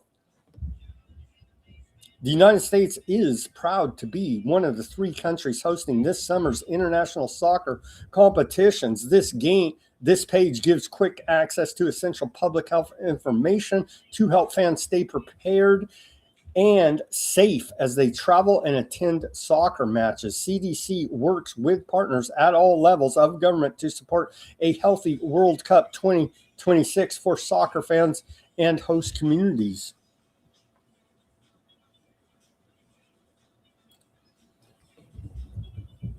And they say, well, they're offering tips for hygiene and food safety, heat health, miracle preventive diseases, air quality, alcohol and substance abuse prevention, keep eye on the play, traveler's health, respiratory illnesses, STDs, vector-borne diseases, disaster and emergency preparedness. So all of this you could expect are potential false flags. They may launch here now. And also these FIFA World Cups are for the Epsteiners out there. There's going to be a bunch of human trafficking going on at all of these events as well. You better believe that. Multiple agencies and hospitals just war-gamed Ebola and MERS outbreaks specifically for World Cup beginning in 3 days. Is this the false flag they're going to launch at the World Cup? The National Special Pathogen System just simulated a MERS outbreak emerging from the tournament. New York City health officials just ran an Ebola drill. Remember Event 201 right before the bat times? Report out of Politico here. Oh, got the wrong screen there. Apologies. Let me see if I can get that up here for you. And here's the screenshot of Politico. How do you stop Ebola at the World Cup? Well, of course, spread it there is how you would stop it, because everything is a satanic inversion of reality in our dystopic world. So, of course, you would spread it there to help stop it, because we trust public health. A little bit on the AI surveillance data centers. A rare win. Jason Bassler from Free Thought Project posted. Old Kevin O'Leary, this character, he should be deported to the moon base, in my opinion. But this, he's a racketeer, should actually be arrested on racketeering charges, organized crime. O'Leary has committed to slashing his hyper-scale Utah data center project by 75% when people speak up. Even the biggest, loudest millionaire land grabbers will backpedal. Their voice still matters. We'll see. We'll have to. They always put out PR propaganda head fakes as well. Oh yeah, we didn't know you guys were. Hey, come on, guys, come on. Care about the future. So we'll have to follow this, because they put out a lot of fake stories as well to try to do a head fake on us. We're following this one. So maybe we don't have to give Nicholas and Snow a brain chip after all. If we just push back, enough people push back, we don't have to hold them down and put a brain chip in them. Hopefully we can get to that point. Congress has a new intelligence bureau and it's spying on Americans. Critical of AI. Free Thought Project reports. And we reported when it came out from Ken Klippenstein, right, and Dan Boguslaw, about, there is a new intelligence agency out there, the Capitol Police Intelligence Services Bureau, that has an all-seeing eye on you, critical of their surveillance centers being built all over the country. All right, where are we at here? Are we on to the economy yet? I got off a little bit. Let's see. Now a little bit more on, Albania is still protesting. They're still having anti-corruption protests for the 9th day here now. Massive crowds filled the Tirana Square in Albania, protesting the Jared Kushner, Ivanka Trump. We just found this island because we're blessed by Satan routine. Here's a little report on the continuing protests there in Albania.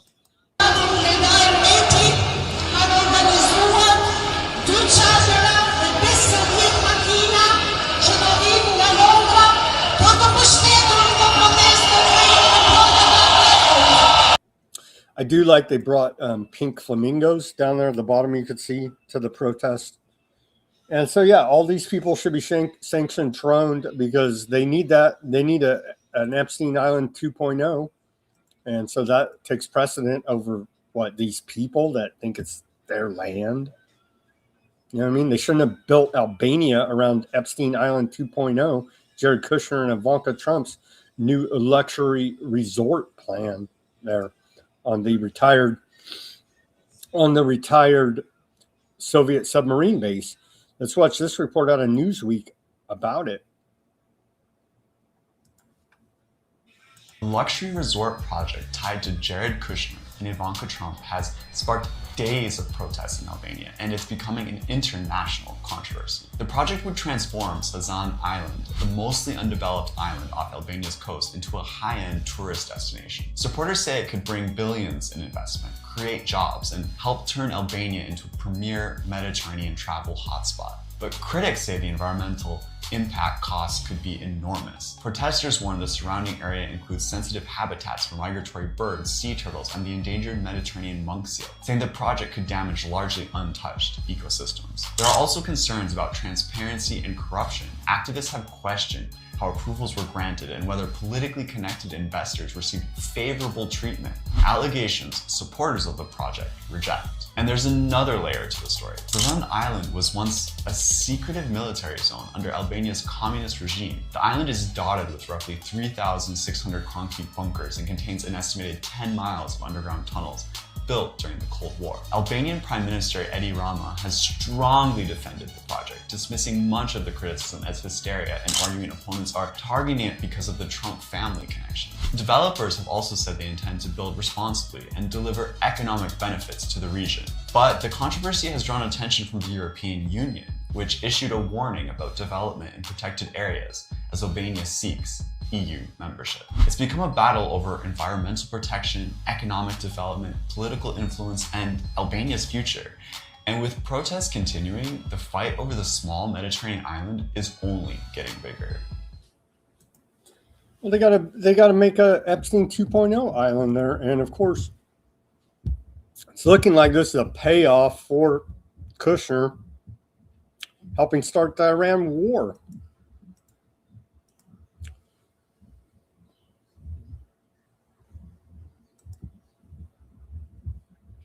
Where are we at here now in the reporting? I skipped ahead, excuse me. We got to go back to the economic section. Got a little bit too excited there. And we had the Epstein section. We just had too much news today. Me ranting too much. Let's get to a little Epstein reporting. Epstein victim says she had dinner at Andrew's Palace apartment. A woman abused by Epstein has said that she had dinner at Prince Andrew's, now defrocked Prince, Montalbán Windsor's private apartment in Buckingham Palace. That's a BBC. Let's see, anything. Yeah, the Epstein files cover-up continues as now Todd Blanche, Trump's personal attorney, acting director of the Department of Justice. Trump nominates Todd Blanche for Attorney General amid controversy over DOJ fund. I'd say there's even a bigger controversy over the fact that doxed and continue to cover up the Epstein files. So what a better guy to put in place there, Todd Blanche, the height of corruption out of the Department of Justice, Trump's Department of Justice for that matter. Headline, more about this abuse, Andrew Tate, for the past 9 months. Who's this? Heidi Blake posted, I've investigated Andrew Tate's empire of sexual exploitation, drawing on thousands of private messages and sealed court files, as well as interviews with the Tates, their associates, and more than a dozen alleged victims. Yeah, they're sex abusers, traffickers, and probably gay too. Just throwing that in there for Pride Month for these manly men. Let's see here. The hidden figure with close ties to Bill Gates and Jeffrey Epstein, Wall Street Journal. It was September 2017, and Dr. Melanie Walker's work with Bill Gates was coming to an end. For more than a decade, Walker had worked at the Gates Foundation and then the billionaire's private office. By the summer of 2027, the relationship between Walker and Gates had turned sexual. According to people familiar with the matter, Walker was planning her exit. She turned to one of her closest confidants, a mentor who supported her and advised her for nearly 3 decades. Jeffrey Epstein, what a mentor and advisor to the woman having an affair with Bill Gates, Melanie Walker. So a monster. There you go. And so that's she's a big reason why we had to drop Bill Gates as our doctor, right? Because it came out that he had to get that divorce. His wife left him and said, not the Epstein stuff. That's bad, but you're cheating with coworkers here now. Bill Gates could no longer be our doctor. I know he saved the world once, but we can't have this this man of low moral character, Bill Gates, be our doctor when he's cheating on his wife openly like this with Dr. Melanie Walker, who's a close confidant and mentor for nearly 3 decades, was Jeffrey Epstein. That's what the Wall Street Journal's reporting here now. I know. It's horrific. This monster is back at Goldman Sachs. Shocking, I know. Kathy Rumler, and she was former top attorney under the Barack Hussein Obama Barry Soetoro administration, top lawyer at Goldman Sachs.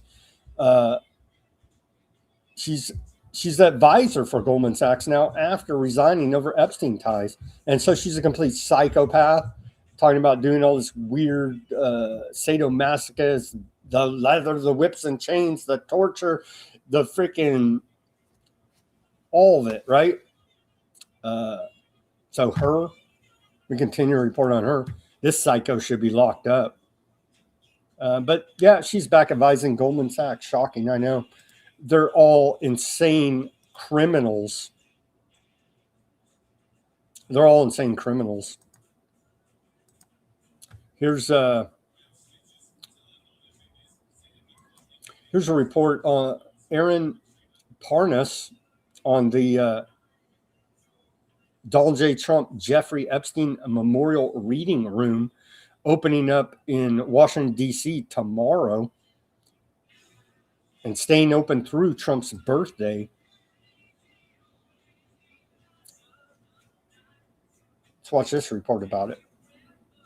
In time for Donald Trump's birthday, the Epstein Files Library is in Washington, D.C., right in Donald Trump's backyard, and I have the first look. I'm going to show it to you right now. Here's a major timeline of everything related to Donald Trump and Jeffrey Epstein. In the Epstein Files Library, every single Epstein file that has been partially redacted and printed by the DOJ is printed out, binders on binders. Over 3,000 of these volumes, millions and millions of pages. These are all Epstein files. There's a station for you to call the DOJ and to demand the release of all of the remaining files. Remember, there are 6 million total files. They've only released about half of them. And it's a wall of notes that is going to start growing. A lot of these notes are from the New York stop. The DC stop is going to explode after. Looks like a bunch of conspiracy theorists to me. After people come. Let me show you some of them.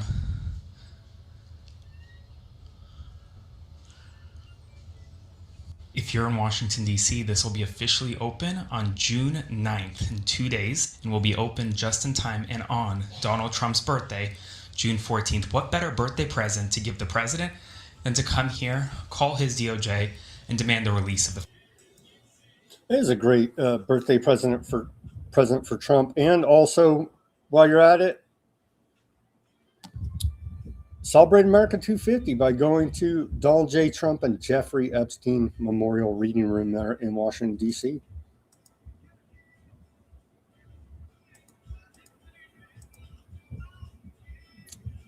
So the Trump Epstein Reading Room has every page printed and bound into 3,437 volumes on display, just blocks from the White House and around the corner from Trump's Department of Justice. Well, it's just a Democrat hoax. Nothing to worry about there. Sure. So here's their efforts. Trumpsonian.us is the name of their site. They have a couple different sites, but the Donald J. Trump and Jeffrey Epstein Memorial Reading Room there.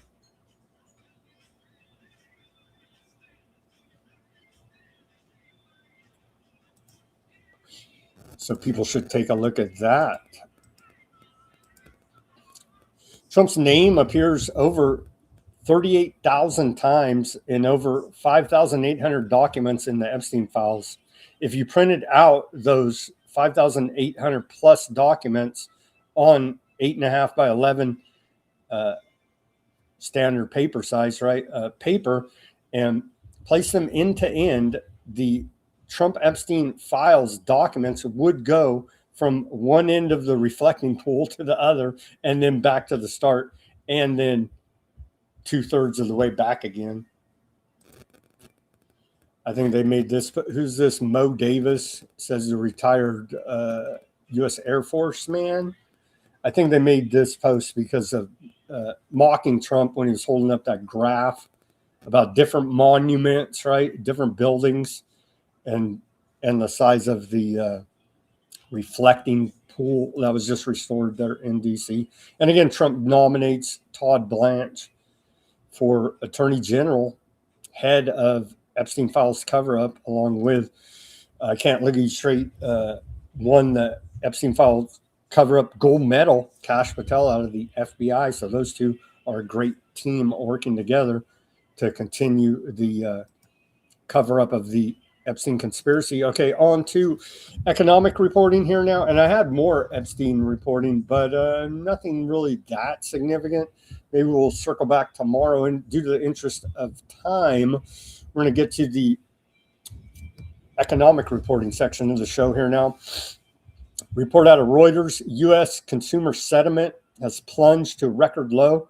Cost of living is a top concern, and 57% of consumers cite high prices as the cost of erosion of their personal finances.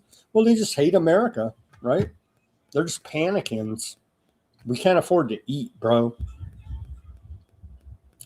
The portion of Americans who said jobs are plentiful dropped to 25.5%, the lowest in 3 years, according to the Associated Press. Sam Bankman-Fried files Trump pardon application, long shot bid for freedom.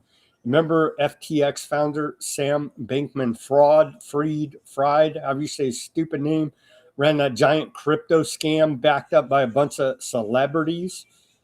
And, well, he's now serving a 25-year plus jail sentence and was forced to forfeit $11 billion in assets here now as part of his fraud flim-flam scheme of crypto scamming. He was convicted November 2023 on 7 counts of fraud, conspiracy, and money laundering tied to the November 2020 collapse of FTX and Alameda Research.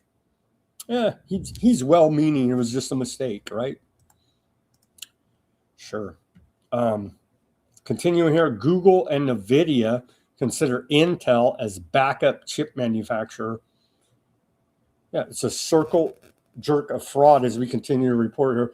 They're all buying, selling, lending, faking up their balance sheets based on each other's balance sheets.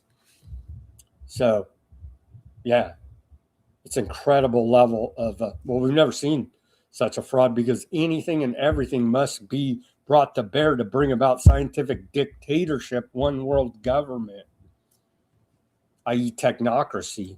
Every resource must be brought to bear, and every fraud, scheme, racketeering operation must be brought to bear to fulfill our destiny of total digital enslavement. Hey, the economy is rough. And look at this. They're destroying everything, every system, every sense of honor, ethics, doing the right thing, this kind of stuff. I know all that's conspiracy and we should just be pure evil bastards like they are. But some of us would like to think, and there is such a thing, I do believe, as karma in this universe. You're going to get you're going to reap what you sow, either in this life or the next, and most likely in this life. But they're destroying everything here now, our entire culture and systems on the back of their corruption. That is the financial system. Here now, a mockery of the system. This report of in the sports world stunned by reinstatement of Texas Tech quarterback who was suspended for betting on games. So what is even the point? You know what I mean? You can just gamble now. The sports world was rocked earlier today when news that Texas Tech quarterback Brendan Sorsby would play in the upcoming season despite his gambling scandal. In late April, Sorsby checked himself into rehab for gambling addiction after it was discovered he had placed thousands of bets since at least 2022. The NCAA eventually ruled him ineligible for the 2026 season. Earlier today, however, Sorsby was granted a temporary injunction against the NCAA's ruling. The injunction was granted by district judge in Lubbock, Texas, and it restores Sorsby's eligibility for the season. In the ruling, the judge deemed that Sorsby demonstrated that he will suffer a probable intent and irreparable injury if he were unable to play in the upcoming seasons. So just do whatever. There's no rule. Bet on the game, bet to lose. Who cares? You know what I mean? There's no ethics, no honor, no nothing. A disastrous Kevin Clark on the X in this Mediaite article about it. Kevin Clark on the X, they post, they're citing him in this Mediaite article. Kevin Clark says a disastrous ruling as there's ever been in modern sports. The pathway is now clear. Gamble as much as you like, including on your own team, and hope you are or get good enough that you can lawyer up down the line a much bigger disaster than anything in NIL or portal. And that's a name like this likeness image where they pay college athletes now, right? But yeah, hell, bet on your team against them. Who cares? Just keep on playing. We're legit over here, bro. But that's a sign of the times in this failing economy and pushing gambling degeneracy on the country. Another sign of the times here now in our struggling economy, woman 44 years old drugged and robbed older men from dating apps. One victim died. Aurora Phillips, a dual U.S. Mexican citizen, allegedly lured at least 3 men, stole $50,000 from one victim, and texted his son pretending to be him. Her husband says he never saw this side of her. We're going to see more and more of this activity as the economy gets worse and worse. China's car sales fell 22.1% last month in May, according to a report out of Bloomberg. Bank of America has said that 70% of its bear market indicators have been triggered. Everything's fine. More from Bank of America. Bank of America says there are too many red flags in the stock market. You don't say. Bank of America. More from Bank of America. They say it's time to take profits in this market. So Bank of America is basically saying, we're out, bro. We're out, bro.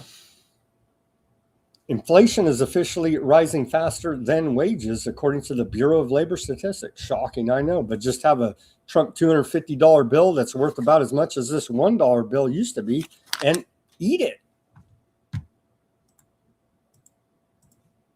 Onto the AAA national average for the price of a gallon of gasoline, and it has gone down a little bit. It went up over the weekend, but back down today to $4.16. You can see right here. Yesterday, Sunday, it was $4.17, and it went down 1 cent today to $4.16 on average across America. Your price for a gallon of gasoline there, according to AAA tracking system. And then, according to Brown University, the Watson School of International and Public Affairs, the total consumer cost burden since the beginning of the Iran war, it started February 28, 2026, and the total consumer cost burden of the Iran war on the American people is $55.8 billion.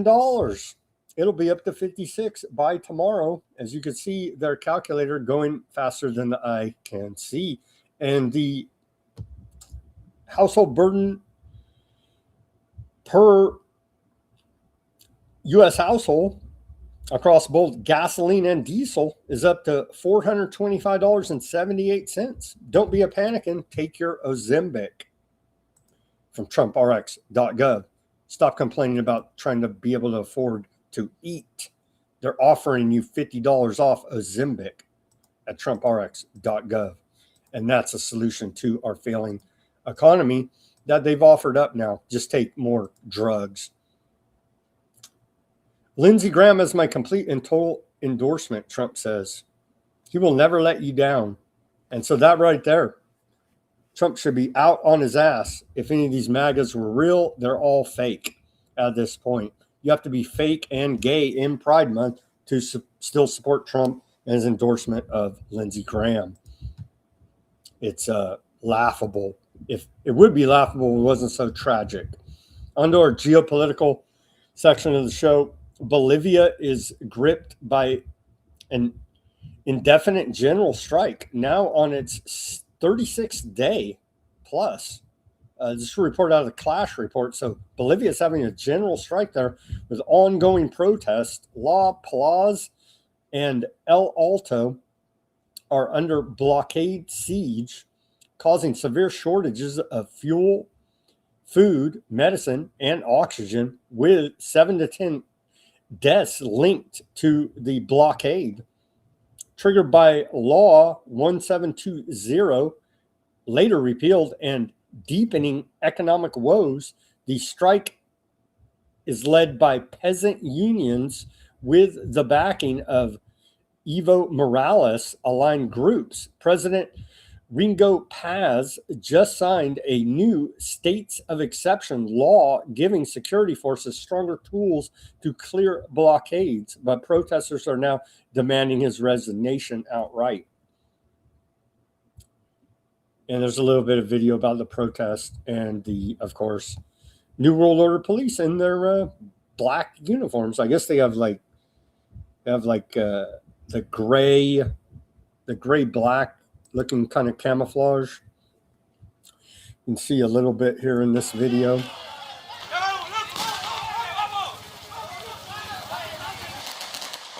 There you go.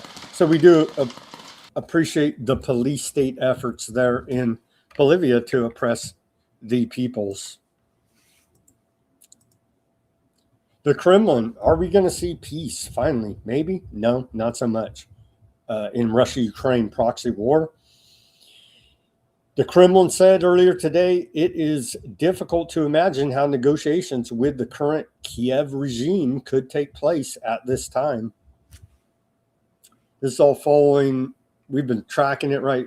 Zelensky wrote an open letter saying, let's have a peace deal, maybe. The Kremlin said, come to Moscow. Not so much action there. But hey, take heed in the fact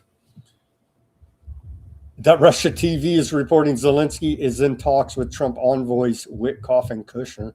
Oh, and they cite Axios on that. So if these bastards can't continue the racketeering operation known as the proxy Ukraine war, I don't know who can. And to profiteer off it handsomely.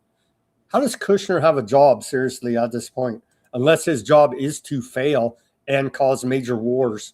Because if his job was legitimately to negotiate a peace deal with Iran, he's failed to the point of causing thousands and thousands and thousands of deaths, and to the point of causing billions and billions and billions and billions of injury, of economic damage. We're looking at a global famine.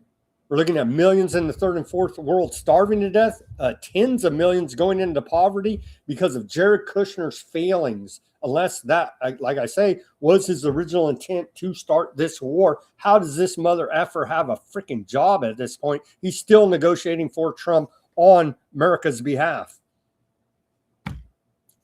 Apparently his job is to profiteer handsomely off the rest of the world and cause unmeasurable harms. There was a few earthquakes today. A 7.8 magnitude earthquake hit the Philippines, killing at least 35 people and collapsing buildings, and sparked a tsunami as well. That's a report out of the Associated Press here. An offshore earthquake with a magnitude of 7.8 hit the southern Philippines earlier today, killing at least 35 people, injuring more than 200 others, mostly in ruined buildings, and sending a 1 meter tsunami into nearby coast. That's like 3 feet. That's not much of a tsunami, thankfully. Not more damage caused there in this tragic loss of life by a 7.8. That's a big earthquake. They're off the coast of the Philippines. Thankfully, they didn't have a giant tsunami, and it was only about 1 meter high, the wave there. Strong earthquake off northwest Cuba felt in South Florida. According to the U.S. Geological Survey, the 6.1, I don't know, I got my numbers transposed there. The 6.1 magnitude quake happened about 65 miles northwest of Mantua on the northwest side of Cuba. Here's a little map from a U.S. Geological Survey. Are they hitting Cuba with earthquake weapons? It right here, allegedly, was felt up in Florida. And Cuba felt it hitting right there. Is that an earthquake weapon? I don't know. I do believe earthquakes really happen naturally, but I also do believe they have earthquake weapons. And they keep saying Cuba's next, bro. Cuba's next. So they're already under economic sanctions, naval blockade. We have a greater North America to build, and Cuba's in the way there. So might as well hit them with an earthquake weapon. I don't know if that happened, just speculation on my part, but nothing would surprise me at this point with the Department of War and the maniacs in charge there. Continuing, no tsunami threat. So thankfully, it did not trigger a tsunami. That's 6.1 magnitude earthquake off the coast of Cuba. They keep saying we're going to take Cuba any day now. So the America's Counter Cartel Coalition, that's what we're calling, that's what U.S. Southern Command is calling the project to build our region of one world government, North America project, and the greater North America and our section of technocracy, essentially here now. The America's Counter Cartel Coalition is delivering results, applying systemic pressure to disrupt cartels and narco-terrorists across the Western Hemisphere. U.S. Southern Command tells Senate Post they say they got, in coordination with the Peruvian Navy, they detected cocaine contaminated cargo on containers ship Del Monte Harvester. Peruvian authorities seized a lot of cocaine, 906.95 kilograms of cocaine off this ship, allegedly. So they're trying to hem up these rogue cartels and consolidate all of the racketeering here now underneath the U.S. Department of War and intelligence agencies. And even if you're set up by the CIA and other U.S. intel, they're looking hard at you now because we need a boogeyman to go ahead and wage all these interventions in Mexico, Central and South America for our own public safety, of course, to get those dirty narco drug traffickers. Where the evidence goes, nobody seems to notice or care, but the dogs seem to always have wide eyes and are running around very quickly after these busts. Just saying. Okay, continuing here. They're talking about more U.S. Central Command. They're consistently doing training exercises with all these Central and South American countries. In this post earlier today, they're talking about doing training exercises in Puerto Rico. And so the whole area there now is hot. as they say, meme of the day from the Department of War, requests for solutions. And so we're on, it's a war. We're looking for solutions for hypersonic missiles, for directed energy.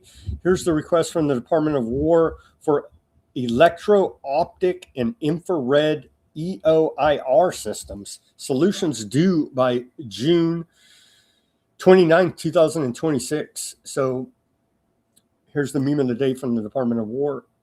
There, the Department of War Advanced Materials Office, in partnership with Navy Sea Crane, has officially released the Advanced Technology Development Opportunity for Critical Low-Risk Electro-Optical Alternatives for Resilience Clear, executed via the Two Smarts Other Transactions Agreement and the next NSTXL Consortium.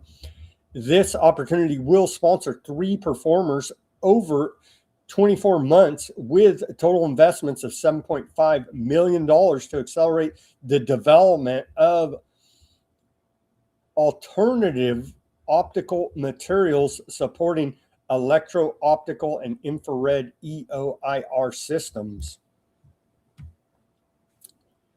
So yeah, what do they call it in Europe? The societal mobilization, a la NATO language. They've said, well, there is no economy now except for fraud, be an AI data guy, or help make more weapons of war for the Department of War. That's where we're at in this golden age of Trump's economy. The Arsenal of Freedom, Pete Hegseth, Secretary of War, posted that earlier today as they went around to all the military-industrial complex praising how wonderful they are. And they're building out an expansion now at Boeing Defense in St. Louis, Missouri. And so very exciting there, continuing the war profiteering operations. And never forget, war is a racket and all wars are bankers' wars. So never forget that. But hey, we're in the Arsenal of Freedom tour, bro. So we have that to look forward to as the military-industrial complex continues to profiteer handsomely off of the death and destruction wrought by the Department of War. On to EU imposes sanctions over Strait of Hormuz closure targets Iranian officials. The European Union has slapped sanctions on Iranian officials and an Islamic Revolutionary Guard Corps, IRGC, command unit today.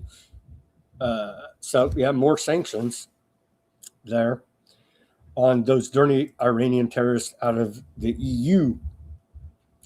A woman was detained by British police in London for displaying a cardboard sign supporting Gaza.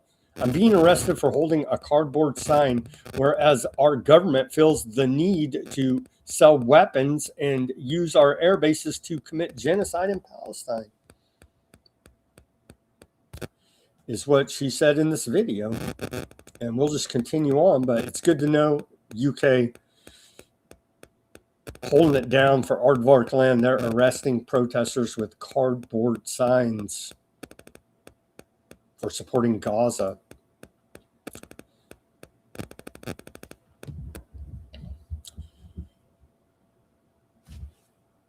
It's got to kick up hot and heavy here. They're leveling Lebanon.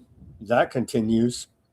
But before we get to that, Yemen strikes Tel Aviv area, declared total ban on Aardvark land shipping in the Red Sea. So we're waiting for that, and here it is, announced earlier today. The Yemeni armed forces launched a missile barrage targeting what it describes as sensitive Aardvark land targets in Jaffa area of Tel Aviv, claiming the strikes achieved their objective with precision, according to a statement from the Sana'a-based Saba news agency. The Yemeni armed forces also declared a complete and total ban on Aardvark land maritime navigation in the Red Sea, stating that all Aardvark land movements would be considered legitimate military targets from the moment of the announcement. The statement warned that escalation will be met with escalation, with operations set to intensify in coordination with the axis of resistance spanning Yemen, Iran, Lebanon, Gaza, and Iraq.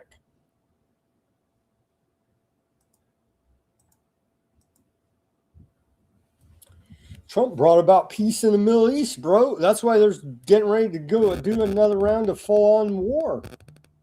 Aardvark Land War Minister Aardvark Katz says that any attack on the northern communities will lead to an attack on Lebanon. Dahia.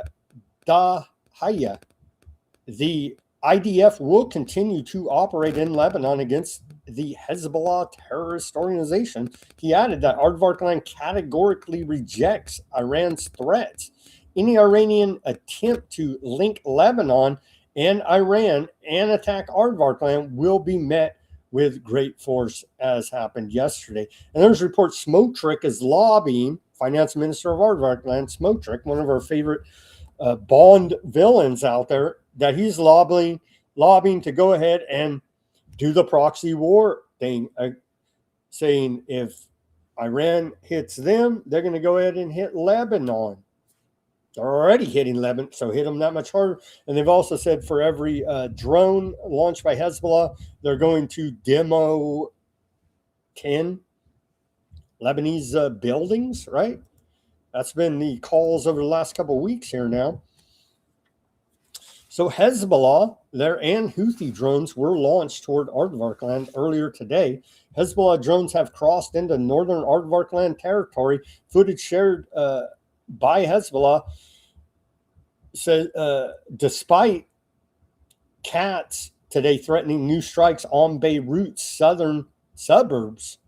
So, and didn't Iran say you hit Beirut and it's going to be full on war here? And so we're like this, we're like there, right? We're like this thin of not full on thousands of missiles flying every direction.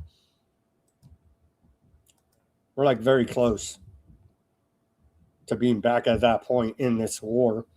Aardvark Land violated Lebanon ceasefire nearly 3,500 times since April. Report out of the cradle there.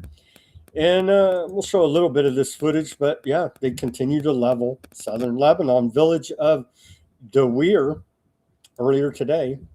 And you can see creating the apocalyptic hellscape a la Gaza Strip. Now in southern Lebanon, the Greater Aardvark Land project continues.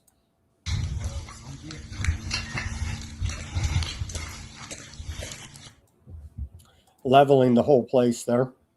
And there's more. There's a lot more footage. Here's in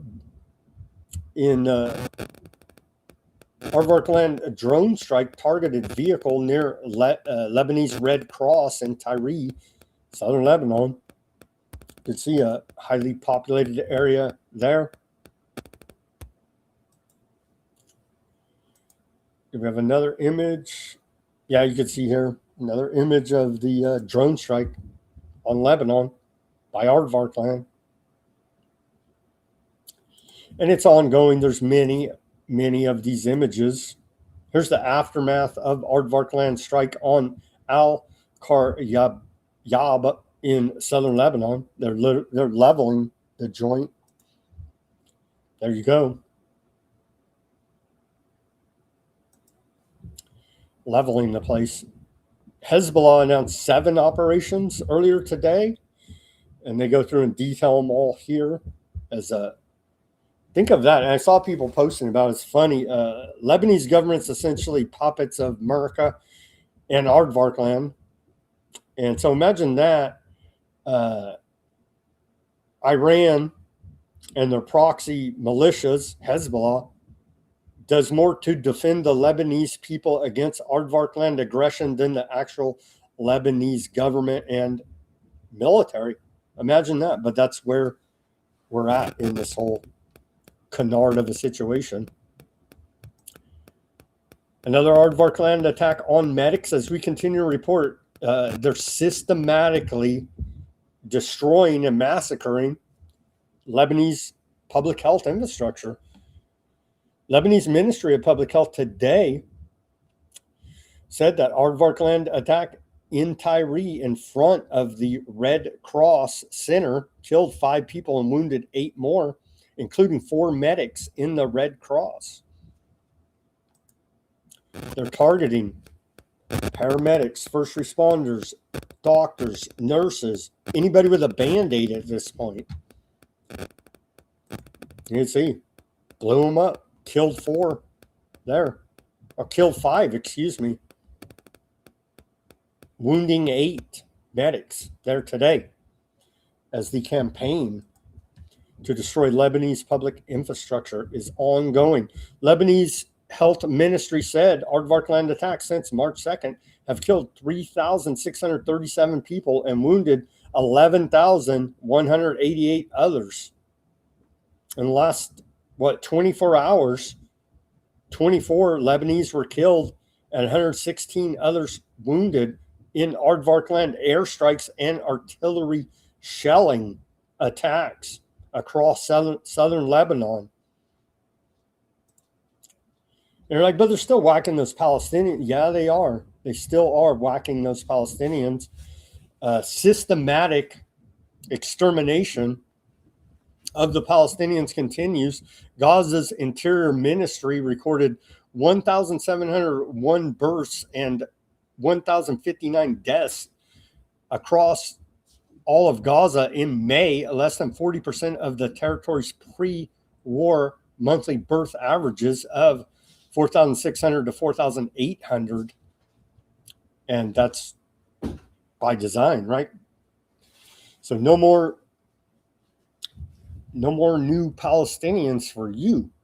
The dramatic decrease reflects the collapse of privacy and healthcare, mass displacement, and prolonged siege, including for roughly 150,000 pregnant and nursing mothers forcibly displaced into overcrowded tent encampments. And then you may be bombed in a tent.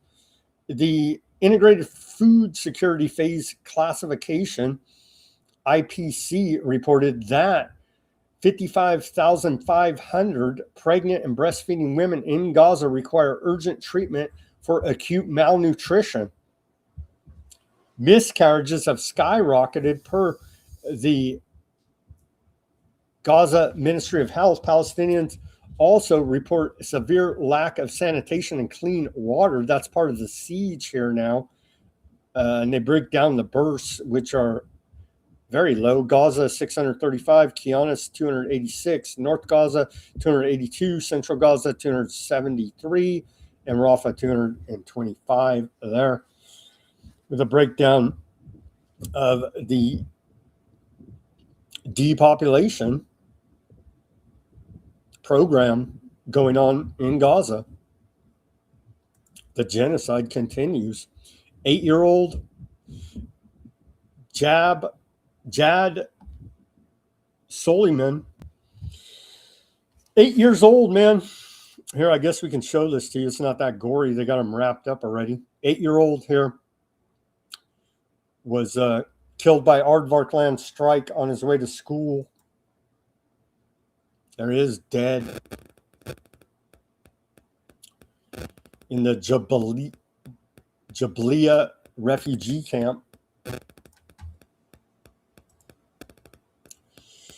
Aardvarkland strikes across Gaza Strip killed at least 7 Palestinians and wounded at least 12 earlier today. So we could just say in the last 24 hours. Yeah. They go through and detail these attacks. That's a report out of Drop Site News. There's video. It just goes on. There's a helicopter shooting missiles at people. It's just, what do you even say to this anymore, man? Don't be an antiseptic. I know the routine. It's just absurd for anybody that wants to look at what is actually going on there, which is genocide. Aardvarkland attacks have killed 36 Palestinians in the first week of June alone, including 3 children, 6 women. They go through and detail all of that in these reports. That's out of Drop Site News again, and they're linking to translating Palestine, translasting PAL there on the X. And then final report today, and we'll wrap up this broadcast because I know everybody wants to watch that NBA Finals and Trump there, right? Sure. And I did see a flash of Trump did get booed, but they'll turn around and say it was cheers.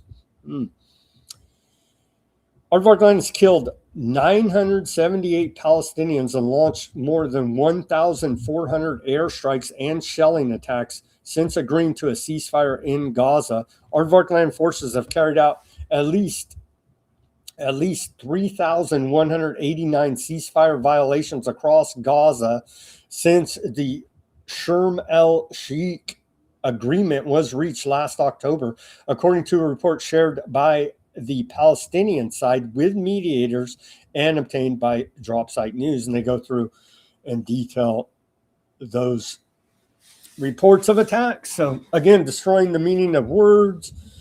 Ceasefire means continue the genocide to the aardvarks. And any questioning of it, you're the bad one. They continue to tell us, and you're an antiseptic, and oh my gosh, 6 million, and the whole routine that we've become so accustomed to, and it's disgusting beyond the pale of imagination at this point. And again, I challenge anybody, go look at this. Go look at these reports. The genocide is continuing. They're carrying out ethnic cleansing, land theft, genocide on the Lebanese and the Palestinians here now. It's ongoing to build out the greater Aardvark Land project, bleeding into Syria. They want some of Jordan bad. They want some of Egypt bad as well. And they wouldn't surprise me if they go ahead and attack them as well here now, as they've lost their mind, the Aardvark Land government, with the backing of America, of course, because they could never do any of this without U.S. backing. Now, could they? Top headlines out of Iran. Iran envoy signals hope for U.S. deal after brief clash with Aardvark Land. I love their terminology. Everybody's sitting there with a finger on the trigger, and they're just like, make a move, bro. That's where we're at. Paper thin signals of hope. It's like this thin is our hope that this whole thing doesn't spiral into full-on ballistic missiles and the whole routine again, and full-on, air fighter jet, drones, bombers, run through the routine, all the ways they got to kill people. You know what I mean? And they do have many ways to kill people. And so we hope that doesn't happen here. Let's pray for peace. Let's hope something backs down. But it's, again, the main sticking point, release Iranian frozen funds, the money you stole from the Iranians, and stop killing the Lebanese and the Palestinians. Aardvark Land seems hell-bent on continuing greater Aardvark Land projects. So those two things do not link up here. Now, we can't reconcile those two issues with Aardvark Land as long as they're hell-bent on their greater Aardvark Land project and the building of the third temple and the fake Messiah and all that routine that we covered here for you now. And it seems nothing except for America could stop them for fulfilling their prophecy. And it seems many in America Department of War are fully backing it, including Secretary of War Pete Hegseth. Very sad state of affairs we find ourselves in on day 101 of the Iran war. Latest headlines out of Al Jazeera, and then we'll wrap up this broadcast for you. Trump warns Netanyahu as Aardvark Land, Iran halt attacks, but trade threats. The UN questions the legality of Aardvark Land forced evacuation orders in Lebanon. Yeah, it's ethnic cleansing. It's a war crime. Who cares? You know what I mean? Vance says U.S. in good position to achieve goals in Iran talks. Oil prices edge higher amid fears of renewed Middle East fighting. They're fighting right now. Like, to what level of escalation, I guess. It's how to gauge it, because they're shooting at each other right now, all over the joint. Iranian envoy to UN hopes U.S.-Iran talks reach conclusion by the end of June. Don't we all, bro? Don't we all? Don't we all? All right, that's all the reporting we got for today. Let's head over to Odysee channel. See if I can find that chat on the Odysee. We're there.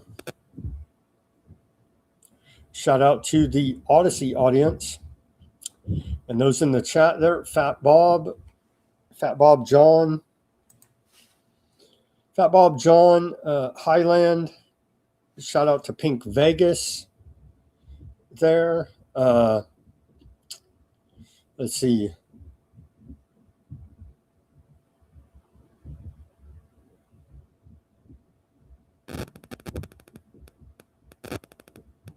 They're chatting amongst themselves there. Shout out to Deep. Let's go True Promise. They're getting ready to crank up Operation True Promise. I don't even know what mission it would be on, but yeah.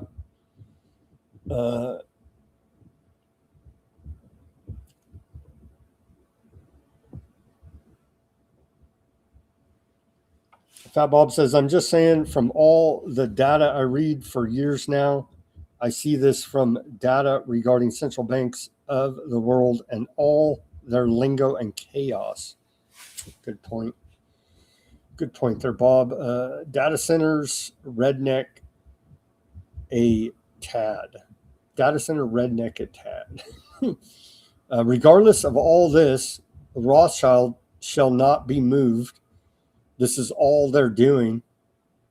They have minions top to bottom. They are Lucifer, God of this realm, not God of the universe, Fat Bob said.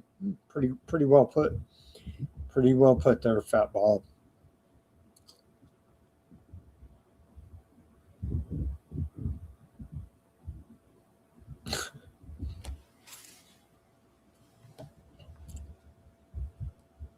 They say they don't give a rat's arse about the basketball game. Oh, man. I don't either, honestly, but to see Trump booed will be funny, I think. Danger says the dystopian nightmare they are leading us into is going to be just that. It's going to surely get interesting very soon. Well, it's already getting very interesting. Interesting as in the Chinese curse, John says. All right, you guys. I'm telling you, man. May you be blessed to live in interesting times, and we are there. Thank you guys for tuning in on the Odysee, chatting that up, keeping it for the most part cordial, informative, and very good. We have a great listenership on the Odysee there, and mature chatters for the mature chatters out there. Thank you guys for tuning in on the Odysee, X, Kick, Bitchute, Substack, Rumble, and YouTube. There, I didn't even look at one of the Rumble or YouTubes today because I didn't want to get distracted because we had so much news to cover. And I still skipped a bunch too in the interest of time, as we're already at 2 hours and a half. Scrolling up halfway here, shout out to Carrie. Shout out to Jimmy. Thank you for not dropping us there, Jimmy. Not trying to be mean to you guys. Honestly, I think, and I keep reporting, they're setting all this up to scapegoat, right? And so, and I'm not trying to be a hater about it. Kerry on the Rumble said, I told my congressman to vote like Massey. Indeed. MAGA is some kind of creepy religion. Trump is their god, Jimmy says. Maybe. It's not politics. If anyone turns against their creepy religion, they are the enemy. If they don't worship their god, Trump. Yeah, it's a cult, right? It's called the cult of personality, right? But I believe many are fake. I believe many of these accounts you see on the internet are bots or just straight up paid shills or paid clownfluencers. I believe some because I know people who are just, set in their ways.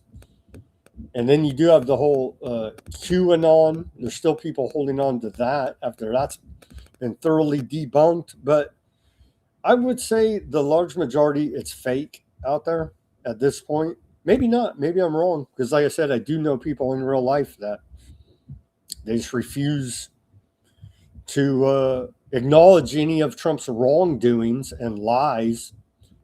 Right? So, but it still feels like there's giant fundings of bot armies and paid shills and clownfluencers as well.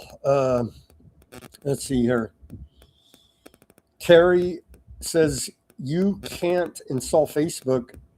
Every phone in America already has installed. Are AU smartphones the same? Oh, they're talking about in Australia. Do smartphones in Australia pre-installed Facebook on it? Probably. I don't know. Max says he's unhinged and hallucinating medic. Ruckus says technically only brainless people would get a brain chip. So how will that work exactly? I'm at war with myself. They meant kilometers. Okay, we got that straight. Thank you, Ruckus. Max says fish and chips. Now isn't so soon enough. Shout out to A-Dub Silver on the Rumble, A-Dub on the YouTube. Let's see. That's some shit right there. They're going to fly in more third worlders hitting the stadium, laughing my ass off. We are so effed. Let's hope none of this happens, but man. Let's hope it doesn't happen, honestly, but the CDC is keeping us safe, so we know who to blame if anything does go wrong at these World Cups. The CDC failed, right? Denver says, I bet she eats people. Are they talking about that Goldman Sachs woman? Probably. The lawyer. She's now an advisor to Goldman Sachs. Never mind her. She was best friends with Epstein. Yeah.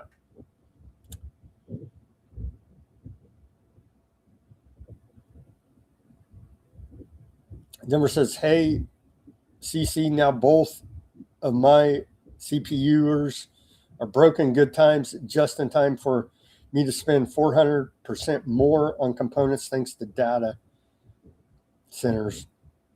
Yeah, we do appreciate them eating up all of the resources to bring about technocracy. Heal Gaza, Max says. I'm with you, but there will be no healing. Missiles are best against makeshift tents. I had somebody, I forget even where, saying, oh, that's all made up. I was like, bro, we got video. It's documented. They've done it many times now because you don't want to believe it, how evil Aardvark land is to literally be bombing refugees in tents. Just because you don't want to believe it or whatever, you're paid shill or whatever the issue is, I can guarantee you it's 100% true that this is happening. We've seen it. We've seen multiple videos, multiple different sources, multiple different occasions that indeed they are doing that. I want to vomit when I hear you, A-Dub. I want to vomit too, man. I saw Trump getting booed kind of interesting, Ruckus says. Yeah, we'll have to follow up on that tomorrow. The fallout of Trump's narcissism. Even big conservative Ann Coulter's had enough. You know what I mean? Everybody's had enough. It's just bullshit. And we don't have to cater to Trump or any of the 0.0001%, all these rich scam artists, racketeer assholes. You know what I mean? And I see Snow and a bunch of other people. Ruckus, too, is making the point. There's like a very small group of these assholes, right? And the 8 billion, whatever, the rest of us.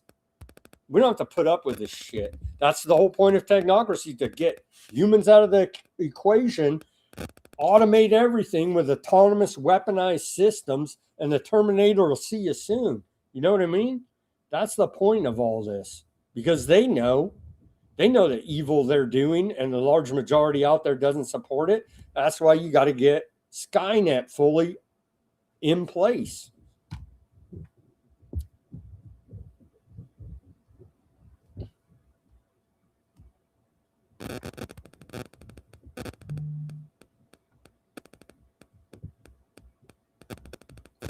A-Dub says,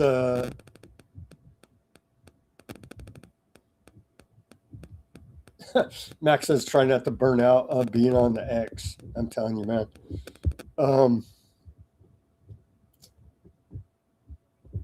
A-Dub got a follow from Ruckus there in the chat, so good job there. A-Dub. They said, thanks for the truth. Well, thanks. We're trying to get to the bottom of these, all the propaganda and lies, and shoot you straight here at Weaponized News. That's kind of the point of doing the broadcast, right? I'm the writer, producer, host, switchboard operator. I'm everything here at Weaponized News, and we have contributions from Ruckus and other people from time to time, and I appreciate all of their contributions, but I'm it. Nobody's paying me. Nobody's telling me what to report, what to write, what to put out there. It's 100% independent. I'm telling you. We have very limited. Our only sponsors, my own company, Abazaba Enterprises. This is 100% independent broadcast. Bot traffic exceeds human traffic online now. Google it. Yeah, that's very true. The dead internet theory is real. Let's end it on that. I saw those reports too. More bot traffic out there than actual human traffic. So much of what you see is just fake, right? It's just fake. So be careful with who you're arguing with on the internet about politics, especially. I think it's just a waste of your time.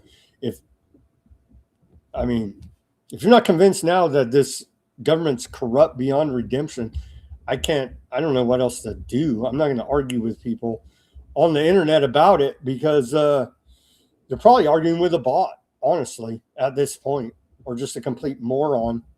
You know what I mean? Ruckus is already following you. Well, to help do your part to pump up traffic, unfollow and refollow, and then unfollow and refollow again. And then that will make A-Dub feel better, like he got a couple extra followers. Just joking around here. Love you guys out there in the audience. Give me that like, share, subscribe, push that notification button. Thank you, everybody, for tuning in and chatting up all of the chat rooms. I am late for a meeting here now, as I believe I missed it already, but we had to cover all this news for you on this Monday. As always, everybody, do your own research. Peace, love, and freedom. Speak out and take action. Let's pray for peace. Let's pray for peace, and things don't escalate into hot, crazy, full-on war there in West Asia. Let's pray for peace in Sudan. There's ongoing genocide in Sudan, very underreported, and of course Russia, Ukraine, and these other conflicts going all around the place here now. Let's pray for peace. And with that, everyone have a great rest of your evening, and we'll see you back here